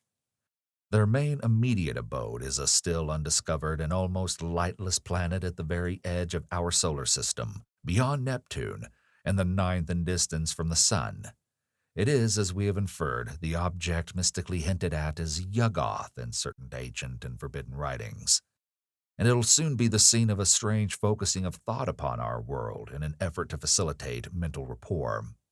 I wouldn't be surprised if astronomers became sufficiently sensitive to these thought currents to discover Yuggoth when the Outer Ones wish them to do so. But Yuggoth, of course, is only the stepping stone. The main body of the beings inhabits strangely organized abysses wholly beyond the utmost reach of any human imagination. The main body of the beings inhabits strangely organized abysses wholly beyond the utmost reach of any human imagination. The space-time globule which we recognize as the totality of all cosmic entity is only an atom in the genuine infinity which is theirs, and as much of this infinity as any human brain can hold is eventually to be opened up to me, as it has been to not more than 50 other men since the human race has existed. You'll probably call this raving at first, Wilmarth, but in time you'll appreciate the titanic opportunity I've stumbled upon. I want you to share as much of it as is possible, and to that end must tell you thousands of things that won't go on paper. In the past I've warned you not to come see me. Now that all is safe, I take pleasure in rescinding that warning and inviting you. Can't you make a trip up here before your college term opens? It would be marvelously delightful if you could. Bring along the phonograph record and all my letters to you as consultative data. We shall need them in piecing together the whole tremendous story. You might bring the Kodak prints too, since I seem to have mislaid the negatives in my own prints in all this recent excitement. But what a wealth of facts I have to add to all this groping and tentative material, and what a stupendous device I have to supplement my additions. Don't hesitate. I'm free from espionage now, and you'll not meet anything unnatural or disturbing. Just come along and let my car meet you at the Brattleboro station. Prepare to stay as long as you can, and expect many an evening of discussion of things beyond all human conjecture. Don't tell anyone about it, of course, for this matter must not get to the promiscuous public. The train service to Brattleboro is not bad. You can get a timetable in Boston, take the B&M to Greenfield, and then change for the brief remainder of the way. I suggest you're taking the convenient 4:10 p.m. standard from Boston.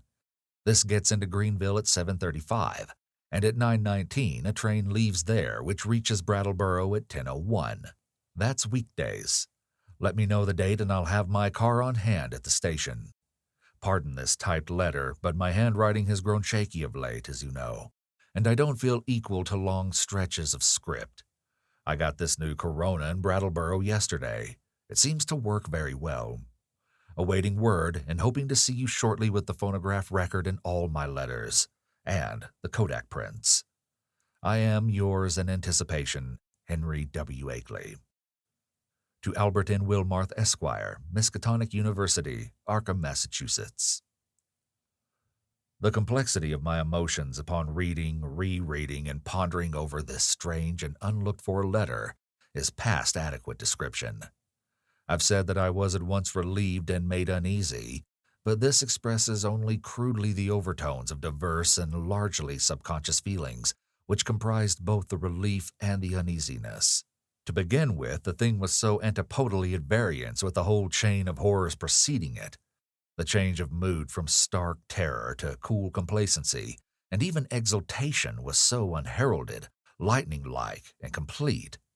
I could scarcely believe that a single day could so alter the psychological perspective of one who had written that final frenzied bulletin of Wednesday, no matter what relieving disclosures that day might have brought. At certain moments, a sense of conflicting unrealities made me wonder whether this whole distantly reported drama of fantastic forces were not a kind of half-illusory dream created largely within my own mind. Then I thought of the phonograph record and gave way to still greater bewilderment. The letter seemed so unlike anything which could have been expected. As I analyzed my impression, I saw that it consisted of two distinct phases. First, granting that Akeley had been sane before and was still sane, the indicated change in the situation itself was so swift and unthinkable. And secondly, the change in Akeley's own manner, attitude, and language was so vastly beyond the normal or the predictable. The man's whole personality seemed to have undergone an insidious mutation, a mutation so deep that one could scarcely reconcile his two aspects with the supposition that both represented equal sanity. Word choice, spelling, all were subtly different, and with my academic sensitiveness to prose style, I could trace profound divergences in his commonest reactions and rhythm responses. Certainly the emotional cataclysm or revelation which could produce so radical an overturn must be an extreme one indeed. Yet in another way the letter seemed quite characteristic of Akeley. The same old passion for infinity, the same old scholarly inquisitiveness. I couldn't a moment, or more than a moment, credit the idea of spuriousness or malign substitution. Did not the invitation, the willingness to have me test the truth of the letter in person, prove its genuineness? I didn't retire Saturday night, but sat up thinking of the shadows and marvels behind the letter I'd received. My mind, aching from the quick succession of monstrous conceptions that had been forced to confront during the last 4 months, worked upon this startling new material in a cycle of doubt and acceptance, which repeated most of the steps experienced in facing earlier wonders, till long before dawn a burning interest and curiosity had begun to replace the original storm of perplexity and uneasiness. Mad or sane, metamorphosed or merely relieved, The chances were that Akeley had actually encountered some stupendous change of perspective in his hazardous research. Some change at once diminishing his danger, real or fancied, and opening dizzy new vistas of cosmic and superhuman knowledge. My own zeal for the unknown flared up to meet his, and I felt myself touched by the contagion of the morbid barrier breaking. To shake off the maddening and wearying limitations of time and space and natural law, to be linked with the vast outside, to come close to the nighted and abysmal secrets of the infinite and the ultimate. Surely such a thing was worth the risk of one's life, soul, and sanity. And Akeley had said there was no peril any longer. He'd invited me to visit him instead of warning me away as before. I tingled at the thought of what he might now have to tell me. There was an almost paralyzing fascination in the thought of sitting in that lonely and lately beleaguered farmhouse with a man who had talked with actual emissaries from outer space.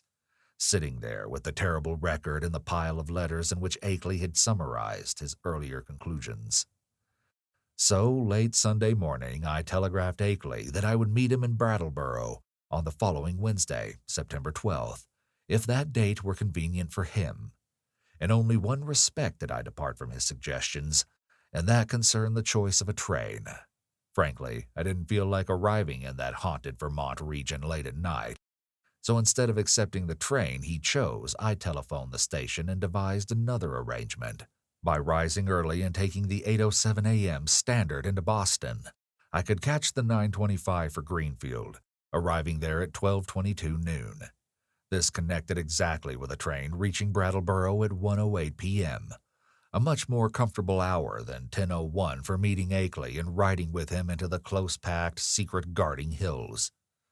I mentioned this choice in my telegram and was glad to learn in the reply, which came toward evening, that it had met with my prospective host's endorsement.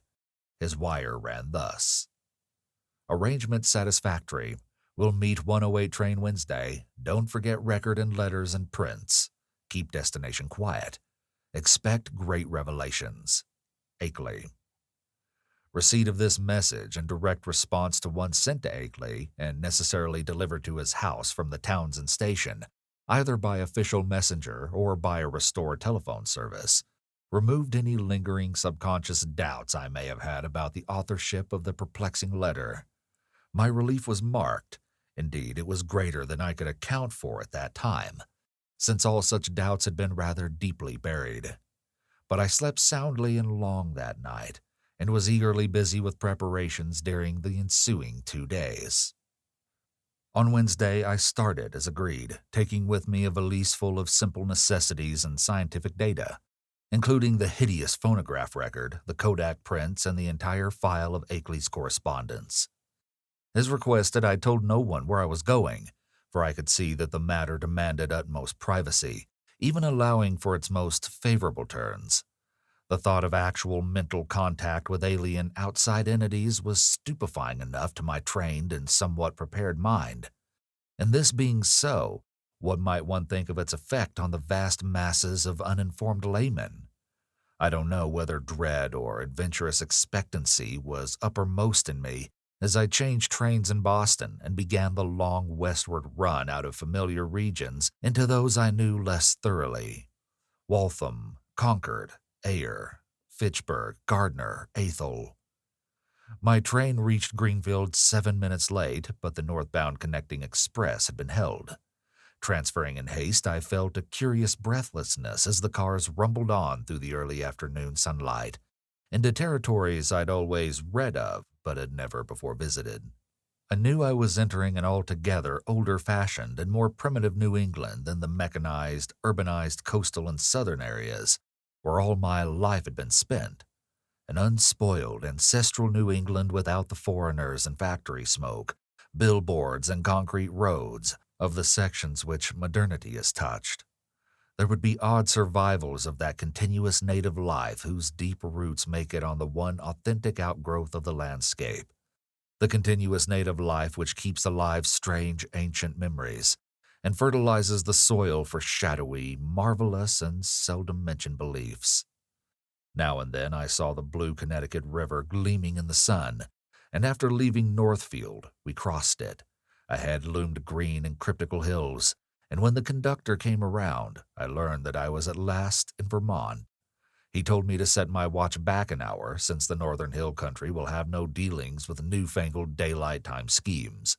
As I did so, it seemed to me that I was likewise turning the calendar back a century.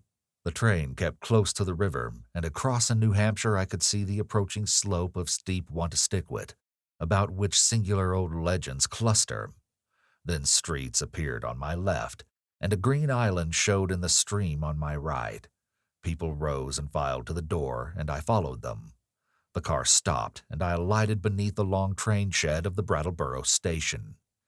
Looking over the line of waiting motors, I hesitated a moment to see which one might turn out to be the Akeley Ford, but my identity was divined before I could take the initiative. And yet it was clearly not Akeley himself who advanced to meet me with an outstretched hand, and a mellowly phrased query as to whether I was indeed Mr. Albert M. Wilmarth of Arkham. This man bore no resemblance to the bearded, grizzled Akeley of the snapshot, but was a younger and more urban person, fashionably dressed, and wearing only a small, dark mustache. His cultivated voice held an odd and almost disturbing hint of vague familiarity, though I couldn't definitely place it in my memory. As I surveyed him, I heard him explaining that he was a friend of my prospective host's, who had come down from Townsend in his stead. Akeley, he declared, had suffered a sudden attack of some asthmatic trouble, and didn't feel equal to making a trip in the outdoor air. It wasn't serious, however, and there was to be no change in plans regarding my visit. I couldn't make out just how much this Mr. Noyes, as he announced himself, knew of Akeley's researches and discoveries, though it seemed to me that his casual manner stamped him as a comparative outsider. Remembering what a hermit Akeley had been, I was a trifle surprised at the ready availability of such a friend, but didn't let my puzzlement deter me from entering the motor to which he gestured me. It wasn't the small ancient car I'd expected from Akeley's descriptions, but a large and immaculate specimen of recent pattern, apparently Noyes' own, and bearing Massachusetts license plates with the amusing sacred codfish device of that year. My guide, I concluded, must be a summer transient in the Townsend region. Noyes climbed into the car beside me and started it at once. I was glad that he didn't overflow with conversation, for some peculiar atmospheric tensity made me feel disinclined to talk. The town seemed very attractive in the afternoon sunlight, as we swept up an incline and turned to the right into the main street. It drowsed like the older New England cities which one remembers from boyhood, and something in the collocation of roofs and steeples and chimneys and brick walls formed contours, touching deep viol strings of ancestral emotion. I could tell that I was at the gateway of a region half bewitched through the piling up of unbroken time accumulations, a region where old strange things have had a chance to grow and linger because they've never been stirred up. As we passed out of Brattleboro, my sense of constraint and foreboding increased, for a vague quality in the hill-crowded countryside, with its towering, threatening, close-pressing green and granite slopes, hinted at obscure secrets and immemorial survivals, which might or might not be hostile to mankind. For a time, our course followed a broad, shallow river, which followed down from unknown hills in the north, and I shivered when my companion told me it was the West River. It was in this stream, I recalled from newspaper items, that one of the morbid crab-like beings had been seen floating after the floods. Gradually, the country around us grew wilder and more deserted. Archaic covered bridges lingered fearsomely out of the past in pockets of the hills, and the half-abandoned railway track paralleling the river seemed to exhale a nebulously visible air of desolation. There were awesome sweeps of vivid valley where great cliffs rose, New England's virgin granite showing gray and austere through the verdure that scaled the crests. There were gorges where untamed streams leaped, bearing down toward the river the unimagined secrets of 1,000 pathless peaks.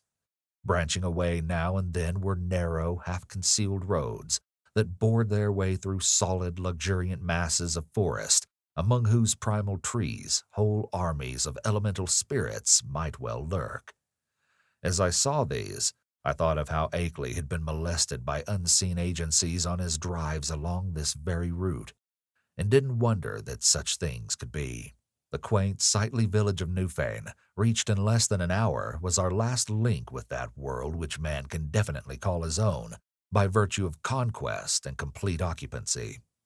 After that, we cast off all allegiance to immediate, tangible, and time-touched things, and entered a fantastic world of hushed unreality in which the narrow, ribbon-like road rose and fell and curved with an almost sentient and purposeful caprice amidst the tenantless green peaks and half-deserted valleys. Except for the sound of the motor and the faint stir of the few lonely farms we passed at infrequent intervals, the only thing that reached my ears was the gurgling, insidious trickle of strange waters from numberless hidden fountains in the shadowy woods. The nearness and intimacy of the dwarfed domed hills now became veritably breathtaking. Their steepness and abruptness were even greater than I'd imagined from hearsay, and suggested nothing in common with the prosaic objective world we know. The dense, unvisited woods on those inaccessible slopes seemed to harbor alien and incredible things, and I felt that the very outline of the hills themselves held some strange and eon-forgotten meaning, as if they were vast hieroglyphs left by a rumored Titan race whose glories live only in rare, deep dreams. All the legends of the past and all the stupefying imputations of Henry Akeley's letters and exhibits welled up in my memory to heighten the atmosphere of tension and growing menace. The purpose of my visit and the frightful abnormalities it postulated struck me all at once with a chill sensation that nearly overbalanced my ardor for strange delvings. My guide must have noticed my disturbed attitude, for as the road grew wilder and more irregular, and our motion slower and more jolting, his occasional pleasant comments expanded into a steadier flow of discourse. He spoke of the beauty and weirdness of the country, and revealed some acquaintance with the folklore studies of my prospective host. From his polite questions, it was obvious that he knew I'd come for a scientific purpose, and that I was bringing data of some importance, but he gave no sign of appreciating the depth and awfulness of the knowledge which Akeley had finally reached. His manner was so cheerful, normal, and urbane that his remarks ought to have calmed and reassured me, but oddly enough, I felt only the more disturbed as we bumped and veered onward into the unknown wilderness of hills and woods. At times it seemed as if he were pumping me to see what I knew of the monstrous secrets of the place, and with every fresh utterance that vague, teasing, baffling familiarity in his voice increased. It was not an ordinary or healthy familiarity, despite the thoroughly wholesome and cultivated nature of the voice. I somehow linked it with forgotten nightmares, and felt that I might go mad if I recognized it. If any good excuse had existed, I think I would have turned back from my visit. As it was, I couldn't well do so, and it occurred to me that a cool, scientific conversation with Akeley himself after my arrival would help greatly to pull me together. Besides, there was a strangely calming element of cosmic beauty in the hypnotic landscape through which we climbed and plunged fantastically. Time had lost itself in the labyrinths behind, and around us stretched only the flowering waves of fairy and the recaptured loveliness of vanished centuries. The hoary groves, the untainted pastures edged with gay autumnal blossoms, and at vast intervals the small brown farmsteads nestling amidst huge trees beneath vertical precipices of fragrant briar and meadow grass. Even the sunlight assumed a supernal glamour, as if some special atmosphere of exhalation mantled the whole region. I'd seen nothing like it before, save in the magic vistas that sometimes form the backgrounds of Italian primitives. Sodoma and Leonardo conceived such expanses, but only in the distance and through the vaultings of Renaissance arcades. We were now burrowing bodily through the midst of the picture, and I seemed to find in its necromancy a thing I had innately known or inherited, and for which I'd always been vainly searching. Suddenly, after rounding an obtuse angle at the top of a sharp ascent, the car came to a standstill. On my left, across a well-kept lawn which stretched to the road and flaunted a border of whitewashed stones, rose a white 2.5-story house of unusual size and elegance for the region, with a congeries of contiguous or arcade-linked barns, sheds, and windmill behind and to the right. I recognized it at once from the snapshot I'd received, and wasn't surprised to see the name of Henry Akeley on the galvanized iron mailbox near the road. For some distance back of the house, a level stretch of marshy and sparsely wooded land extended, beyond which soared a steep, thickly forested hillside, ending in a jagged, leafy crest. This latter, I knew, was the summit of Dark Mountain, halfway up which we must have climbed already. Alighting from the car and taking my valise, Noyes asked me to wait while he went in and notified Akeley of my advent. He himself, he added, had important business elsewhere, and couldn't stop for more than a moment. As he briskly walked up the path to the house, I climbed out of the car myself, wishing to stretch my legs a little before settling down to a sedentary conversation. My feeling of nervousness and tension had risen to a maximum again, now that I was on the actual scene of the morbid beleaguering described so hauntingly in Akeley's letters, and I honestly dreaded the coming discussions which were to link me with such alien and forbidden worlds. Close contact with the utterly bizarre is often more terrifying than inspiring, and it didn't cheer me to think that this very bit of dusty road was the place where those monstrous tracks and that fetid green ichor had been found after moonless nights of fear and death. Idly, I noticed that none of Akeley's dogs seemed to be about. Had he sold them all as soon as the outer ones made peace with him? Try as I might, I couldn't have the same confidence in the depth and sincerity of that peace which appeared in Akeley's final and queerly different letter. After all, he was a man of much simplicity and with little worldly experience. Was there not perhaps some deep and sinister undercurrent beneath the surface of the new alliance? Led by my thoughts, my eyes turned downward to the powdery road surface which had held such hideous testimonies. The last few days had been dry, and tracks of all sorts cluttered the rutted, irregular highway, despite the unfrequented nature of the district. With a vague curiosity, I began to trace the outline of some of the heterogeneous impressions, trying meanwhile to curb the flights of macabre fancy which the place and its memories suggested. There was something menacing and uncomfortable in the funeral stillness, in the muffled, subtle trickle of distant brooks, and in the crowding green peaks and black-wooded precipices that choked the narrow horizon. And then an image shot into my consciousness which made those vague menaces and flights of fancy seem mild and insignificant indeed. I've said that I was scanning the miscellaneous prints in the road with a kind of idle curiosity, but all at once that curiosity was shockingly snuffed out by a sudden and paralyzing gust of active terror. For though the dust tracks were in general confused and overlapping, and unlikely to arrest any casual gaze, my restless vision had caught certain details near the spot where the path to the house joined the highway, and had recognized beyond doubt or hope the frightful significance of those details. It wasn't for nothing, alas, that I'd pored for hours over the Kodak views of the outer one's claw prints, which Akeley had sent. Too well did I know the marks of those loathsome nippers, and that hint of ambiguous direction which stamped the horrors as no creatures of this planet. No chance had been left me for merciful mistake. Here, indeed, in objective form before my own eyes, and surely made not many hours ago, were at least 3 marks which stood out blasphemously among the surprising plethora of blurred footprints leading to and from the Akeley farmhouse. They were the hellish tracks of the living fungi from Yuggoth. I pulled myself together in time to stifle a scream. After all, what more was there than I might have expected, assuming that I had really believed Akeley's letters? He'd spoken of making peace with the things. Why, then, was it strange that some of them had visited his house? But the terror was stronger than the reassurance. Could any man be expected to look unmoved for the first time upon the claw marks of animated beings from outer depths of space? Just then I saw Noyes emerge from the door and approach with a brisk step.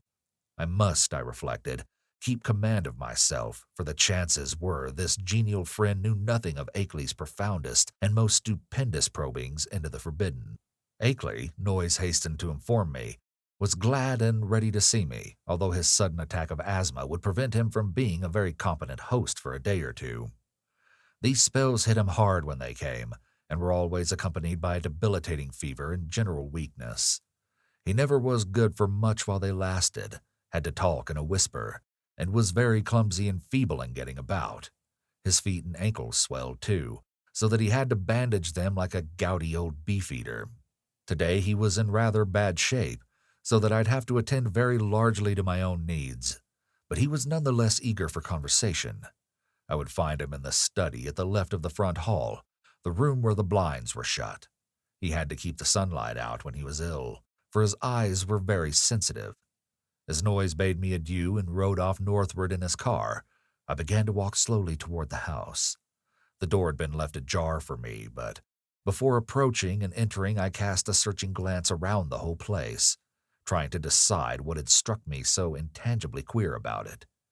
The barns and sheds looked trimly prosaic enough, and I noticed Akeley's battered fort in its capacious, unguarded shelter. Then the secret of the queerness reached me. It was the total silence. Ordinarily, a farm is at least moderately murmurous from its various kinds of livestock, but here all signs of life were missing. What of the hens and the hogs? The cows, of which Akeley had said he possessed several, might conceivably be out to pasture, and the dogs might possibly have been sold, but the absence of any trace of cackling or grunting was truly singular. I didn't pause long on the path, but resolutely entered the open house door and closed it behind me. It had cost me a distinct psychological effort to do so, and now that I was shut inside, I had a momentary longing for precipitate retreat. Not that the place was in the least sinister in visual suggestion. On the contrary, I thought the graceful late colonial hallway very tasteful and wholesome, and admired the evident breeding of the man who had furnished it. What made me wish to flee was something very attenuated and indefinable. Perhaps it was a certain odd odor which I thought I noticed, though I well knew how common musty odors are in even the best of ancient farmhouses. Refusing to let these cloudy qualms overmaster me, I recalled Noyes' instructions and pushed open the six-paneled, brass-latched white door on my left. The room beyond was darkened, as I'd known before, and as I entered it, I noticed that the queer odor was stronger here. There likewise appeared to be some faint, half-imaginary rhythm or vibration in the air. For a moment, the closed blinds allowed me to see very little, but then a kind of apologetic hacking or whispering drew my attention to a great easy chair in the farther, darker corner of the room. Within its shadowy depths I saw the white blur of a man's face and hands, and in a moment I had crossed to greet the figure who had tried to speak. Dim though the light was, I perceived that this was indeed my host. I'd studied the Kodak picture repeatedly, and there could be no mistake about this firm, weather-beaten face with the cropped, grizzled beard. But as I looked again, my recognition was mixed with sadness and anxiety, for certainly this face was that of a very sick man. I felt that there must be something more than asthma behind that strained, rigid, immobile expression and unwinking, glassy stare, and realized how terribly the strain of his frightful experiences must have told on him. Was it not enough to break any human being, even a younger man than this intrepid delver, into the forbidden? The strange and sudden relief I feared had come too late to save him from something like a general breakdown. There was a touch of the pitiful in the limp, lifeless way his lean hands rested in his lap. He had on a loose dressing gown and was swathed around the head and high around the neck with a vivid yellow scarf or hood. And then I saw that he was trying to talk in the same hacking whisper with which he'd greeted me. It was a hard whisper to catch at first, since the gray mustache concealed all movements of the lips, and something in its timbre disturbed me greatly. But by concentrating my attention, I could soon make out its purport surprisingly well. The accent was by no means a rustic one, and the language was even more polished than correspondence had led me to expect. "Mr. Wilmarth, I presume. You must pardon my not rising. I'm quite ill, as Mr. Noyes must have told you, but I couldn't resist having you come just the same. You know what I wrote in my last letter. There's so much to tell you tomorrow when I shall feel better. I can't say how glad I am to see you in person after all our many letters. You have the file with you, of course, and the Kodak prints and record. Noyes put your valise in the hall. I suppose you saw it. For tonight I fear you'll have to wait on yourself to a great extent. Your room is upstairs, the one over this, and you'll see the bathroom door open at the head of the staircase. There's a meal spread for you in the dining room, right through this door at your right, which you can take whenever you feel like it. I'll be a better host tomorrow, but just now weakness leaves me helpless. Make yourself at home. You might take out the letters and pictures and record and put them on the table here before you go upstairs with your bag. It's here that we shall discuss them. You can see my phonograph on that corner stand. No thanks, there's nothing you can do for me. I know these spells of old. Just come back for a little quiet visiting before night, and then go to bed when you please. I'll rest right here, perhaps sleep here all night as I often do.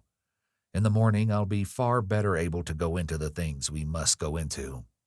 You realize, of course, the utterly stupendous nature of the matter before us. To us, as to only a few men on this earth, there will be opened up gulfs of time and space and knowledge beyond anything within the conception of human science and philosophy. Do you know that Einstein is wrong, and that certain objects and forces can move with a velocity greater than that of light? With proper aid, I expect to go backward and forward in time, and actually see and feel the earth of remote past and future epochs. You can't imagine the degree to which those things have carried science. There's nothing they can't do with the mind and body of living organisms. I expect to visit other planets, and even other stars and galaxies. The first trip will be to Yuggoth, the nearest world fully peopled by the beings.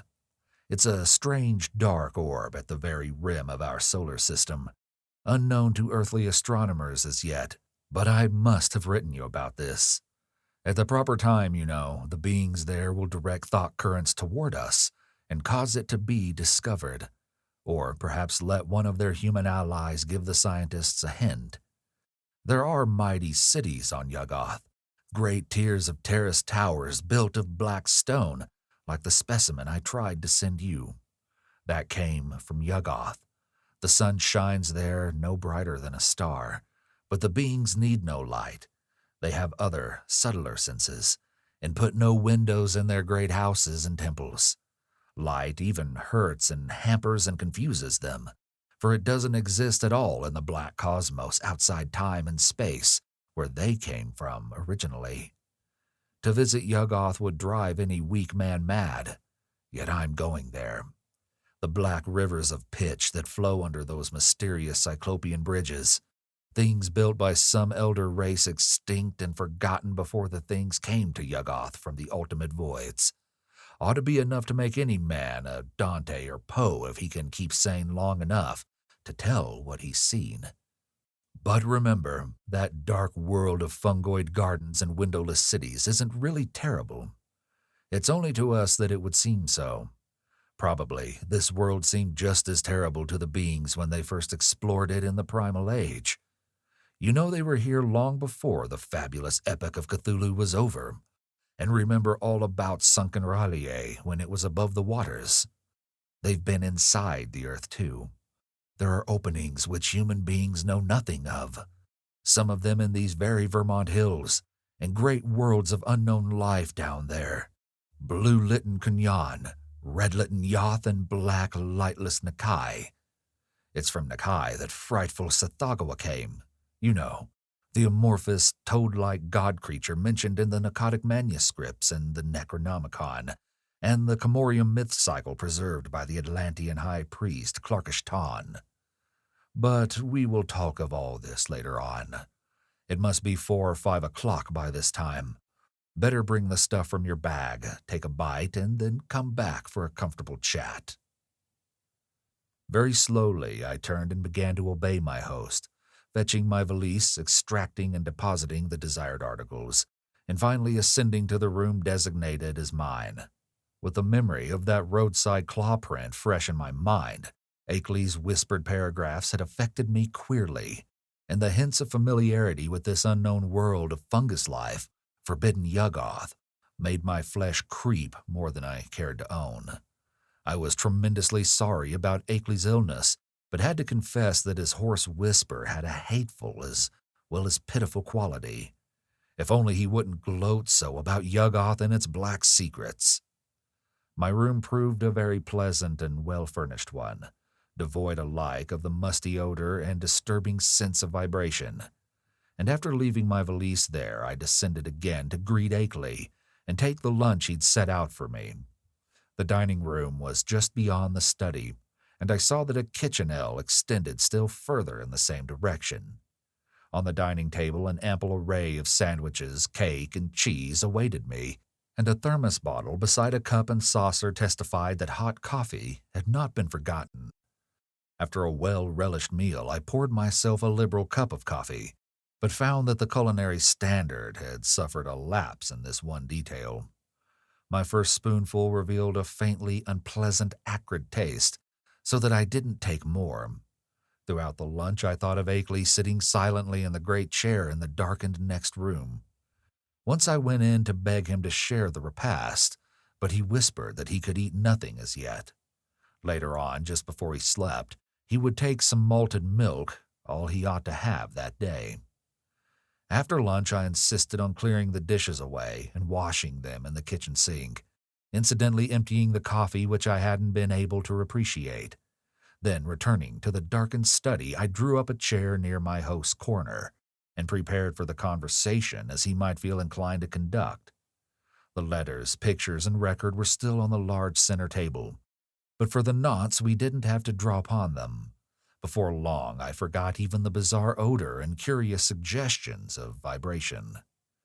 I've said that there were things in some of Akeley's letters, especially the second and most voluminous one, which I wouldn't dare to quote or even form into words on paper.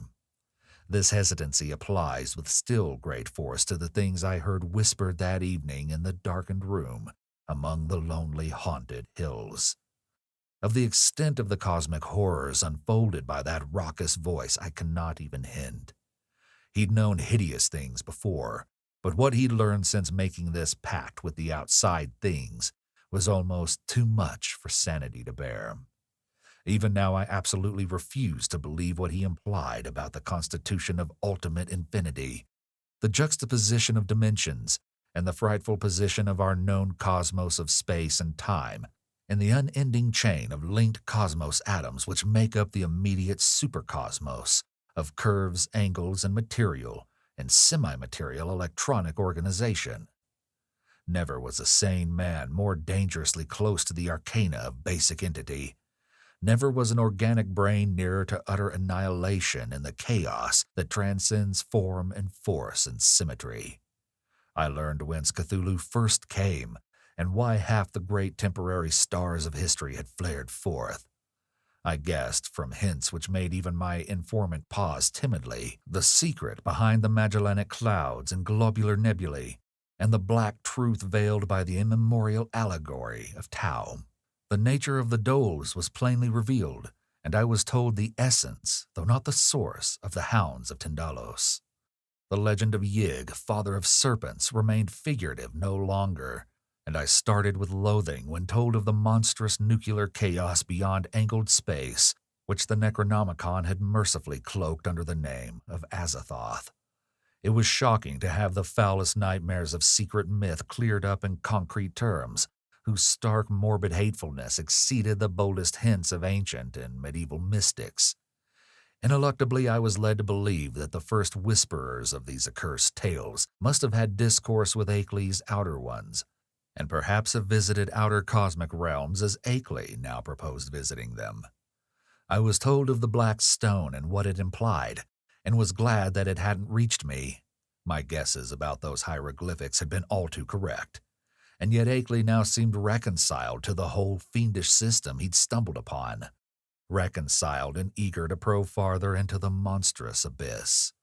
I wondered what beings he'd talked with since his last letter to me, and whether many of them had been as human as that first emissary he'd mentioned.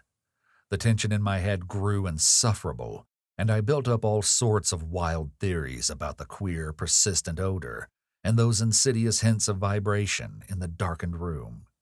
Night was falling now, and as I recalled what Akeley had written me about those earlier nights, I shuddered to think there would be no moon. Nor did I like the way the farmhouse nestled in the lee of that colossal forested slope, leading up to Dark Mountain's unvisited crest. With Akeley's permission, I lighted a small oil lamp, turned it low, and set it on a distant bookcase beside the ghostly bust of Milton. But afterward I was sorry I'd done so, for it made my host's strained, immobile face and listless hands look damnably abnormal and corpse-like. He seemed half incapable of motion, though I saw him nod stiffly once in a while. After what he'd told, I could scarcely imagine what profounder secrets he was saving for the morrow, but at last it developed that his trip to Yuggoth and beyond, and my own possible participation in it, was to be the next day's topic. He must have been amused by the start of horror I gave at hearing a cosmic voyage on my part proposed, for his head wabbled violently when I showed my fear. Subsequently, he spoke very gently of how human beings might accomplish, and several times had accomplished, the seemingly impossible flight across the interstellar void. It seemed that complete human bodies did not indeed make the trip, but that the prodigious surgical, biological, chemical, and mechanical skill of the outer ones had found a way to convey human brains without their concomitant physical structure. There was a harmless way to extract a brain and a way to keep the organic residue alive during its absence. The bare, compact cerebral matter was then immersed in an occasionally replenished fluid, with an ether-tight cylinder of a metal mined in Yuggoth, certain electrodes reaching through and connecting at will with elaborate instruments capable of duplicating the three vital faculties of sight, hearing, and speech. For the winged fungus beings to carry the brain cylinders intact through space was an easy matter. Then, on every planet covered by their civilization, they would find plenty of adjustable faculty instruments capable of being connected with the encased brains, so that after a little fitting, these traveling intelligences would be given a full sensory and articulate life, albeit a bodiless and mechanical one at each stage of their journeying through and beyond the space-time continuum. It was as simple as carrying a phonograph record about and playing it wherever a phonograph of the corresponding make exists. Of its success, there could be no question. Akeley was not afraid. Had it not been brilliantly accomplished again and again? For the first time, one of the inert, wasted hands raised itself and pointed to a high shelf on the farther side of the room. There, in a neat row, stood more than a dozen cylinders of a metal I had never seen before. Cylinders about a foot high and somewhat less in diameter, with three curious sockets set in an isosceles triangle over the front convex surface of each. One of them was linked at two of the sockets to a pair of singular-looking machines that stood in the background. Of their purport, I didn't need to be told, and I shivered as with ague. Then I saw the hand point to a much nearer corner, where some intricate instruments with attached cords and plugs, several of them much like the two devices on the shelf behind the cylinders, were huddled together. "There are 4 kinds of instruments here, Wilmarth," whispered the voice. 4 kinds, 3 faculties each, makes 12 pieces in all. You see, there are 4 different sorts of beings presented in those cylinders up there. 3 humans, 6 fungoid beings who can't navigate space corporeally, 2 beings from Neptune. God, if you could see the body this type has on its own planet, and the rest entities from the central caverns of an especially interesting dark star beyond the galaxy. In the principal outpost inside Round Hill, you'll now and then find more cylinders and machines, cylinders of extra cosmic brains with different senses from any we know, allies and explorers from the uttermost outside, and special machines for giving them impressions and expression in the several ways suited at once to them and to the comprehensions of different types of listeners. Round Hill, like most of the being's main outposts all through the various universes, is a very cosmopolitan place. Of course, only the more common types have been lent to me for experiment. Here, take the 3 machines I point to and set them on the table. That tall one with the 2 glass lenses in front, then the box with the vacuum tubes and sounding board, and now the one with the metal disc on top. Now for the cylinder with the label B67 pasted on it. Just stand in that Windsor chair to reach the shelf. Heavy? Never mind. Be sure of the number B67. Don't bother that fresh, shiny cylinder joined to the two testing instruments, the one with my name on it. Set B67 on the table near where you've put the machines, and see that the dial switch on all three machines is jammed over to the extreme left. Now, connect the cord of the lens machine with the upper socket on the cylinder. There. Join the tube machine to the lower left-hand socket and the disc apparatus to the outer socket. Now, move all the dial switches on the machines over to the extreme right. First the lens one, then the disc one, and then the tube one. That's right. I might as well tell you that this is a human being, just like any of us. I'll give you a taste of some of the others tomorrow. To this day, I don't know why I obeyed those whispers so slavishly, or whether I thought Akeley was mad or sane. After what had gone before, I ought to have been prepared for anything. But this mechanical mummery seemed so like the typical vagaries of crazed inventors and scientists that it struck a chord of doubt which even the preceding discourse hadn't excited. What the whisperer implied was beyond all human belief, yet were not the other things still farther beyond, and less preposterous only because of their remoteness from tangible, concrete proof.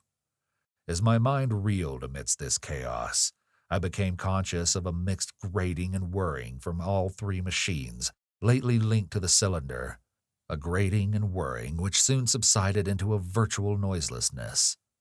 What was about to happen? Was I to hear a voice? And if so, what proof would I have that it wasn't some cleverly concocted radio device talked into by a concealed but closely watching speaker? Even now, I'm unwilling to swear just what I heard, or just what phenomenon really took place before me, but something certainly seemed to take place. To be brief and plain, the machine with the tubes and sound box began to speak, and with a point and intelligence which left no doubt that the speaker was actually present and observing us. The voice was loud, metallic, lifeless, and plainly mechanical in every detail of its production. It was incapable of inflection or expressiveness, but scraped and rattled on with a deadly precision and deliberation. "Mr. Wilmarth," it said. "I hope I do not startle you. I am a human being like yourself, though my body is now resting safely under proper vitalizing treatment inside Round Hill, about 1.5 miles east of here. I myself am here with you. My brain is in that cylinder, and I see, hear, and speak through these electronic vibrators. In a week I am going across the void as I have been many times before, and I expect to have the pleasure of Mr. Akeley's company.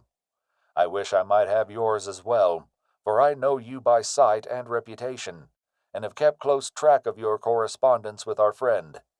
I am, of course, one of the men who have become allied with the outside beings visiting our planet.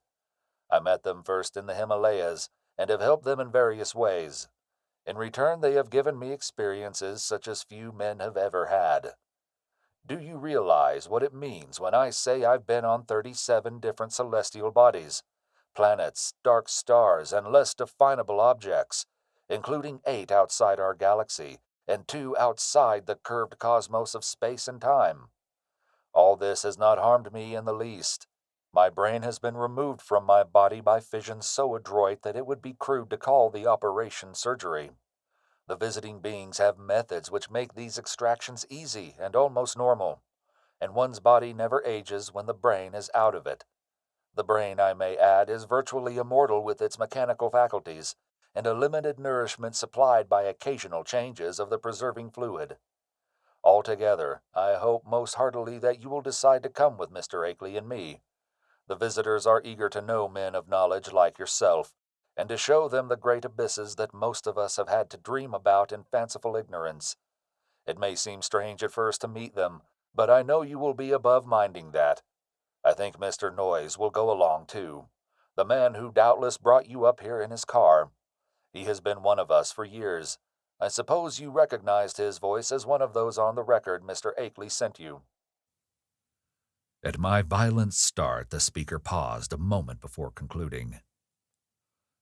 "So, Mr. Wilmarth, I will leave the matter to you, merely adding that a man with your love of strangeness and folklore ought never to miss such a chance as this.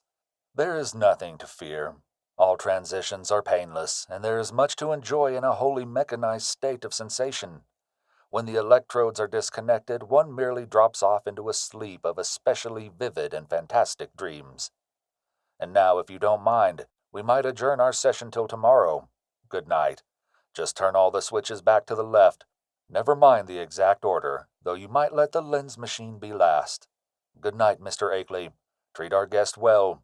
Ready now with those switches. That was all. I obeyed mechanically and shut off all 3 switches, though dazed with doubt of everything that had occurred. My head was still reeling as I heard Akeley's whispering voice telling me that I might leave all the apparatus on the table just as it was. He didn't essay any comment on what had happened, and indeed no comment could have conveyed much to my burdened faculties. I heard him telling me I could take the lamp to use in my room, and deduced that he wished to rest alone in the dark.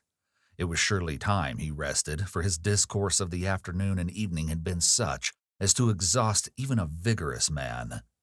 Still dazed, I bade my host good night and went upstairs with the lamp, although I had an excellent pocket flashlight with me. I was glad to be out of that downstairs study with the queer odor and vague suggestions of vibration, yet couldn't of course escape a hideous sense of dread and peril and cosmic abnormality as I thought of the place I was in and the forces I was meeting. The wild, lonely region, the black, mysteriously forested slope towering so close behind the house, the footprints in the road, the sick, motionless whisperer in the dark, the hellish cylinders and machines, and above all the invitations to strange surgery and stranger voyagings.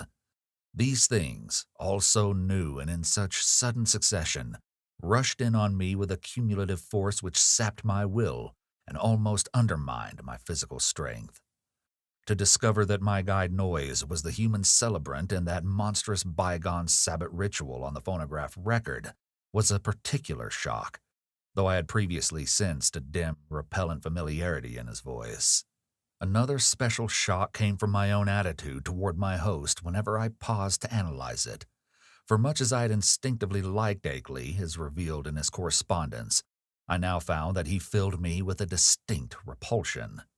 His illness ought to have excited my pity, but instead it gave me a kind of shudder. He was so rigid and inert and corpse-like, and that incessant whispering was so hateful and unhuman. It occurred to me that this whispering was different from anything else of the kind I had ever heard, that despite the curious motionlessness of the speaker's mustache-screened lips, it had a latent strength and carrying power remarkable for the wheezings of an asthmatic. I'd been able to understand the speaker when wholly across the room, and once or twice it had seemed to me that the faint but penetrant sounds represented not so much weakness as deliberate repression. For what reason, I could not guess. From the first I'd felt a disturbing quality in their timbre. Now, when I tried to weigh the matter, I thought I could trace this impression to a kind of subconscious familiarity, like that which had made Noise's voice so hazily ominous. But when or where I had encountered the thing it hinted at was more than I could tell. One thing was certain. I would not spend another night here. My scientific zeal had vanished amidst fear and loathing, and I felt nothing now but a wish to escape from this net of morbidity and unnatural revelation. I knew enough now. It must be true that cosmic linkages do exist, but such things are surely not meant for normal human beings to meddle with. Blasphemous influences seemed to surround me and press chokingly upon my senses. Sleep, I decided, would be out of the question, so I merely extinguished the lamp and threw myself on the bed fully dressed. No doubt it was absurd, but I kept ready for some unknown emergency, gripping in my right hand the revolver I'd brought along and holding the pocket flashlight in my left. Not a sound came from below, and I could imagine how my host was sitting there with cadaverous stiffness in the dark.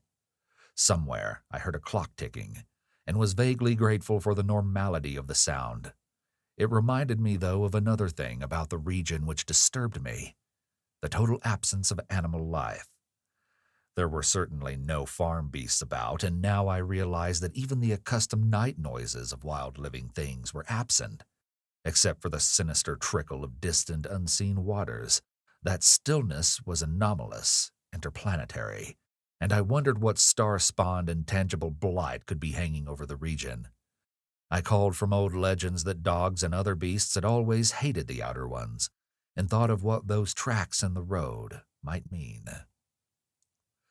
Don't ask me how long my unexpected lapse into slumber lasted, or how much of what ensued was sheer dream. If I tell you that I awakened at a certain time and heard and saw certain things, you'll merely answer that I didn't wake then, and that everything was a dream until the moment when I rushed out of the house, stumbled to the shed where I had seen the old Ford, and seized that ancient vehicle for a mad, aimless race over the haunted hills which at last landed me, after hours of jolting and winding through forest-threatened labyrinths, in a village which turned out to be Townsend. You will also, of course, discount everything else in my report, and declare that all the pictures, record sounds, cylinder and machine sounds, and kindred evidences were bits of pure deception practiced on me by the missing Henry Akeley. You will even hint that he conspired with other eccentrics to carry out a silly and elaborate hoax, that he had the express shipment removed at Keene, and that he had Noyes make that terrifying wax record. It's odd, though, that Noyes has not even yet been identified, that he was an unknown at any of the villages near Akeley's place, though he must have been frequently in the region. I wish I'd stopped to memorize the license number of his car, or perhaps it's better, after all, that I did not. For I, despite all you can say, and despite all I sometimes try to say to myself, know that loathsome outside influences must be lurking there in the half-unknown hills, and that those influences have spies and emissaries in the world of men. To keep as far as possible from such influences and such emissaries is all that I ask of life in future. When my frantic story sent a sheriff's posse out to the farmhouse, Akeley was gone without leaving a trace. His loose dressing gown, yellow scarf, and foot bandages lay on the study floor near his corner easy chair, and it couldn't be decided whether any of his other apparel had vanished with him. The dogs and livestock were indeed missing, and there were some curious bullet holes both on the house's exterior and on some of the walls within. But beyond this, nothing unusual could be detected. No cylinders or machines, none of the evidences I'd brought in my valise, no queer odor or vibration sense, no footprints in the road, and none of the problematical things I glimpsed at the very last. I stayed a week in Brattleboro after my escape, making inquiries among people of every kind who had known Akeley, and the results convinced me that the matter is no figment of dream or delusion.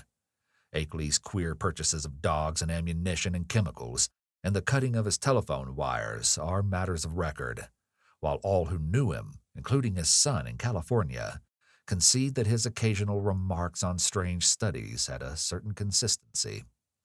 Solid citizens believe he was mad, and unhesitatingly pronounce all reported evidences mere hoaxes, devised with insane cunning and perhaps abetted by eccentric associates. But the lowlier country folk sustain his statements in every detail. He'd showed some of these rustics his photographs in black stone, and had played the hideous record for them, and they all said the footprints and buzzing voice were like those described in ancestral legends. They said, too, that suspicious sights and sounds had been noticed increasingly around Akeley's house after he found the black stone, and that the place was now avoided by everybody except the mailman and other casual, tough-minded people. Dark Mountain and Round Hill were both notoriously haunted spots, and I could find no one who'd ever closely explored either. Occasional disappearances of natives throughout the district's history were well attested, and these now included the semi-vagabond Walter Brown, whom Akeley's letters had mentioned. I even came upon one farmer who thought he'd personally glimpsed one of the queer bodies at flood time in the swollen West River. But his tale was too confused to be really valuable. When I left Brattleboro, I resolved never to go back to Vermont, and I feel quite certain I shall keep my resolution. Those wild hills are surely the outpost of a frightful cosmic race, as I doubt all the less since reading that a new ninth planet has been glimpsed beyond Neptune, just as those influences had said it would be glimpsed. Astronomers, with a hideous appropriateness they little suspect, have named this thing Pluto. I feel beyond question that it's nothing less than knighted Yuggoth, and I shiver when I try to figure out the real reason why its monstrous denizens wish it to be known in this way. At this special time, I vainly try to assure myself that these demoniac creatures are not gradually leading up to some new policy, hurtful to the earth and its normal inhabitants. But I have still to tell of the ending of that terrible night in the farmhouse. As I've said, I did finally drop into a troubled doze, a doze filled with bits of dream which involved monstrous landscape glimpses. Just what awakened me I cannot yet say, but that I did indeed awake at this given point I feel very certain. My first confused impression was of stealthily creaking floorboards in the hall outside my door, and of a clumsy, muffled fumbling at the latch. This, however, ceased almost at once, so that my really clear impressions began with the voices heard from the study below. There seemed to be several speakers, and I judged that they were controversially engaged. By the time I had listened a few seconds, I was broad awake, for the nature of the voices was such as to make all thought of sleep ridiculous. The tones were curiously varied, and no one who had listened to that accursed phonograph record could harbor any doubts about the nature of at least two of them. Hideous though the idea was, I knew that I was under the same roof with nameless things from abysmal space, for those two voices were unmistakably the blasphemous buzzings which the outside beings used in their communication with men. The two were individually different in pitch, accent, and tempo, but they were both of the same damnable general kind. A third voice was indubitably that of a mechanical utterance machine connected with one of the detached brains in the cylinders. There was as little doubt about that as about the buzzings, for the loud, metallic, lifeless voice of the previous evening, with its inflectionless, expressionless scraping and rattling, and its impersonal precision and deliberation, had been utterly forgotten. For a time, I didn't pause to question whether the intelligence behind the scraping was the identical one which had formerly talked to me, but shortly afterward I reflected that any brain would emit vocal sounds of the same quality if linked to the same mechanical speech producer, the only possible differences being in language, rhythm, speed, and pronunciation. To complete the eldritch colloquy, there were two actually human voices, one the crude speech of an unknown and evidently rustic man, and the other the suave Bostonian tones of my erstwhile guide, Noise. As I tried to catch the words which the stoutly fashioned floor so bafflingly intercepted, I was also conscious of a great deal of stirring and scratching and shuffling in the room below, so that I couldn't escape the impression that it was full of living beings, many more than the few whose speech I could single out. The exact nature of this stirring is extremely hard to describe, for very few good bases of comparison exist. Objects seem now and then to move across the room like conscious entities, the sound of their footfalls having something about it like a loose, hard surface clattering, as of the contact of ill-coordinated surfaces of horn or hard rubber. It was, to use a more concrete but less accurate comparison, as if people with loose, splintery wooden shoes were shambling and rattling about on the polished board floor. On the nature and appearance of those responsible for the sounds, I didn't care to speculate. Before long I saw that it would be impossible to distinguish any connected discourse. Isolated words, including the names of Akeley and myself, now and then floated up, especially when uttered by the mechanical speech producer, but their true significance was lost for want of continuous context. Today I refused to form any definite deductions from them, and even their frightful effect on me was one of suggestion rather than of revelation. A terrible and abnormal conclave, I felt certain, was assembled below me, but for what shocking deliberations I couldn't tell. It was curious how this unquestioned sense of the malign and the blasphemous pervaded me, despite Akeley's assurances of the outsider's friendliness. With patient listening, I began to distinguish clearly between voices, even though I couldn't grasp much of what any of the voices said. I seemed to catch certain typical emotions behind some of the speakers. One of the buzzing voices, for example, held an unmistakable note of authority, whilst the mechanical voice, notwithstanding its artificial loudness and regularity, seemed to be in a position of subordination and pleading. Noise's tones exuded a kind of conciliatory atmosphere. The others I could make no attempt to interpret. I didn't hear the familiar whisper of Akeley, but well knew that such a sound could never penetrate the solid flooring of my room. I'll try to set down some of the few disjointed words and other sounds I caught, labeling the speakers of the words as best I know how. It was from the speech machine that I first picked up a few recognizable phrases. The speech machine. Brought it on myself, sent back the letters and the record, end on it, taken in, seeing and hearing. Damn you, impersonal force after all. Fresh, shiny cylinder. Great God. First buzzing voice. Time we stopped. Small and human. Akeley. Brain. Saying. Second buzzing voice. Nyarlathotep. Wilmarth. Records and letters. Cheap and posture. Noise. An unpronounceable word or name, possibly Nagakathun. Harmless, peace, couple of weeks, theatrical, told you that before. First buzzing voice. No reason, original plan, effects, noise can watch, round hill, fresh cylinder, noise's car. Noise. Well, all yours, down here, rest. Place. Several voices at once in indistinguishable speech. Many footsteps, including the peculiar loose stirring or clattering. A curious sort of flapping sound. The sound of an automobile starting and receding. Silence. That is the substance of what my ears brought me as I lay rigid upon that strange upstairs bed in the haunted farmhouse among the demoniac hills. Lay there fully dressed, with a revolver clenched in my right hand and a pocket flashlight gripped in my left. I became, as I've said, broad awake, but a kind of obscure paralysis nevertheless kept me inert till long after the last echoes of the sounds had died away.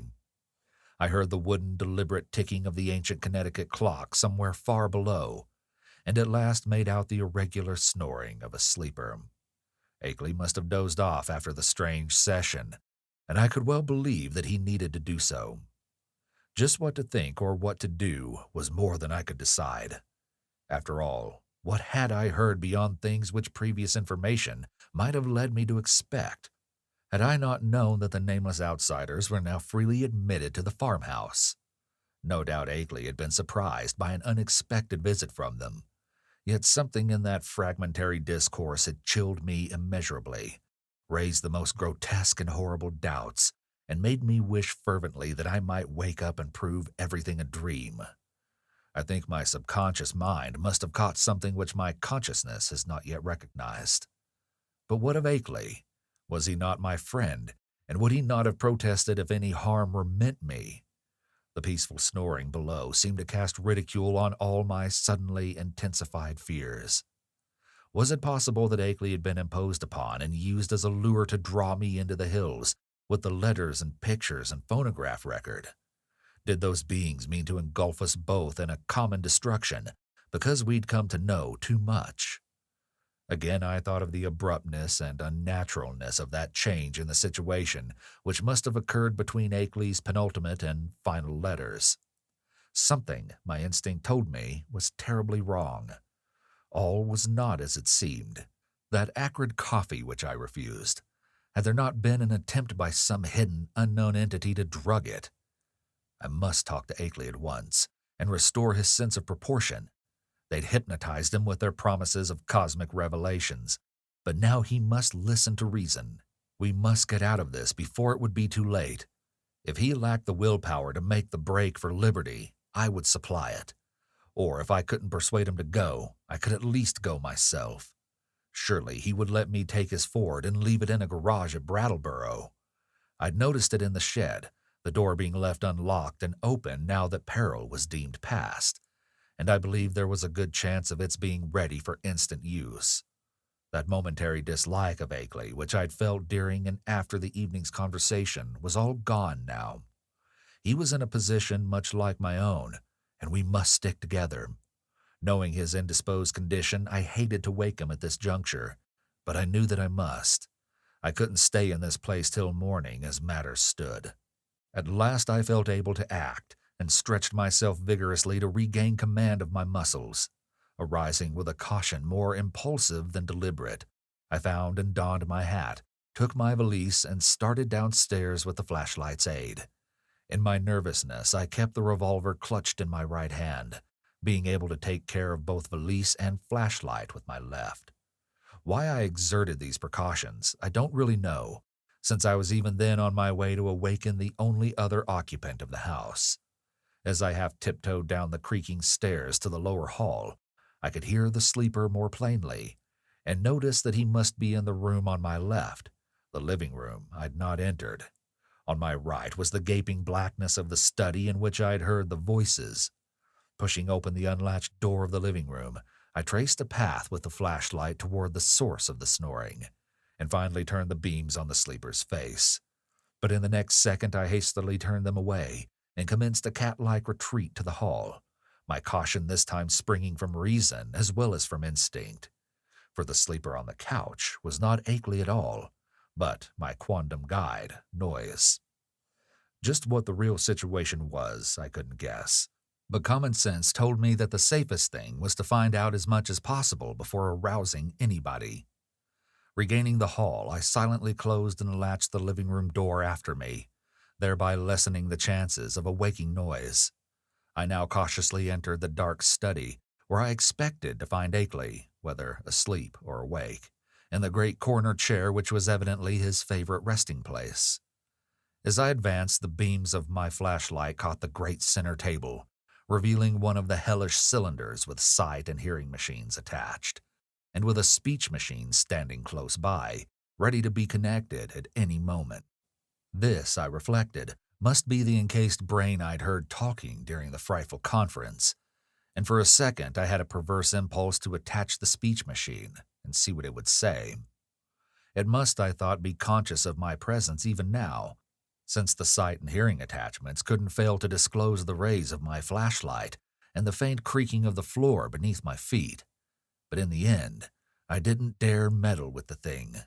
I idly saw that it was the fresh, shiny cylinder with Akeley's name on it, which I had noticed on the shelf earlier in the evening, in which my host had told me not to bother.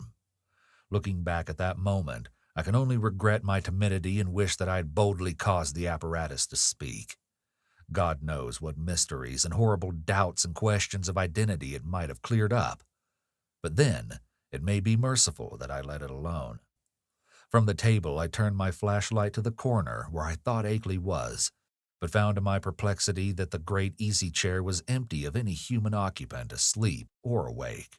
From the seat to the floor, there trailed voluminously the familiar old dressing gown, and near it on the floor lay the yellow scarf and the huge foot bandages I had thought so odd.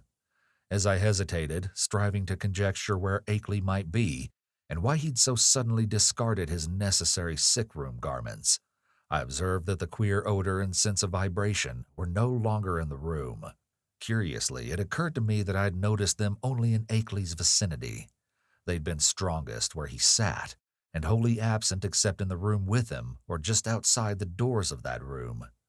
I paused, letting the flashlight wander about the dark study and racking my brain for explanations of the turn affairs had taken. Would to heaven I'd quietly left the place before allowing that light to rest again on the vacant chair. As it turned out, I didn't leave quietly, but with a muffled shriek which must have disturbed, though it did not quite wake, the sleeping sentinel across the hall. That shriek and Noise's still unbroken snore are the last sounds I ever heard in that morbidity-choked farmhouse beneath the black-wooded crest of a haunted mountain. That focus of transcosmic horror amidst the lonely green hills and curse-muttering brooks of a spectral rustic land. It's a wonder that I didn't drop flashlight, valise, and revolver in my wild scramble, but somehow I failed to lose any of these. I actually managed to get out of that room and that house without making any further noise, to drag myself and my belongings safely into the old Ford in the shed, and to set that archaic vehicle in motion toward some unknown point of safety in the black, moonless night. The ride that followed was a piece of delirium out of Poe or Rimbaud or the drawings of Doré, But finally I reached Townsend. That's all. If my sanity is still unshaken, I'm lucky. Sometimes I fear what the years will bring, especially since that new planet Pluto has been so curiously discovered. As I've implied, I let my flashlight return to the vacant easy chair after its circuit of the room. Then, noticing for the first time the presence of certain objects in the seat, made inconspicuous by the adjacent loose folds of the empty dressing gown. These are the objects, 3 in number, which the investigators didn't find when they came later on. As I said at the outset, there was nothing of actual visual horror about them. The trouble was in what they led one to infer. Even now I have my moments of half-doubt, moments in which I half accept the skepticism of those who attribute my whole experience to dream and nerves and illusion. The 3 things were damnably clever constructions of their kind, and were furnished with ingenious metallic clamps to attach them to organic developments, of which I dare not form any conjecture. I hope, devoutly hope, that they were the waxen products of a master artist, despite what my inmost fears tell me. Great God, that whisperer in darkness with its morbid odor and vibrations. Sorcerer, emissary, changeling, outsider, that hideous repressed buzzing, and all the time in that fresh, shiny cylinder on the shelf. Poor devil. Prodigious surgical, biological, chemical, and mechanical skill. For the things in the chair, perfect to the last subtle detail of microscopic resemblance or identity, were the face and hands of Henry Wentworth Akeley. Thank you for joining us at the Dark Volumes again. Please spread the word. Madness does love company, and we'll talk again soon.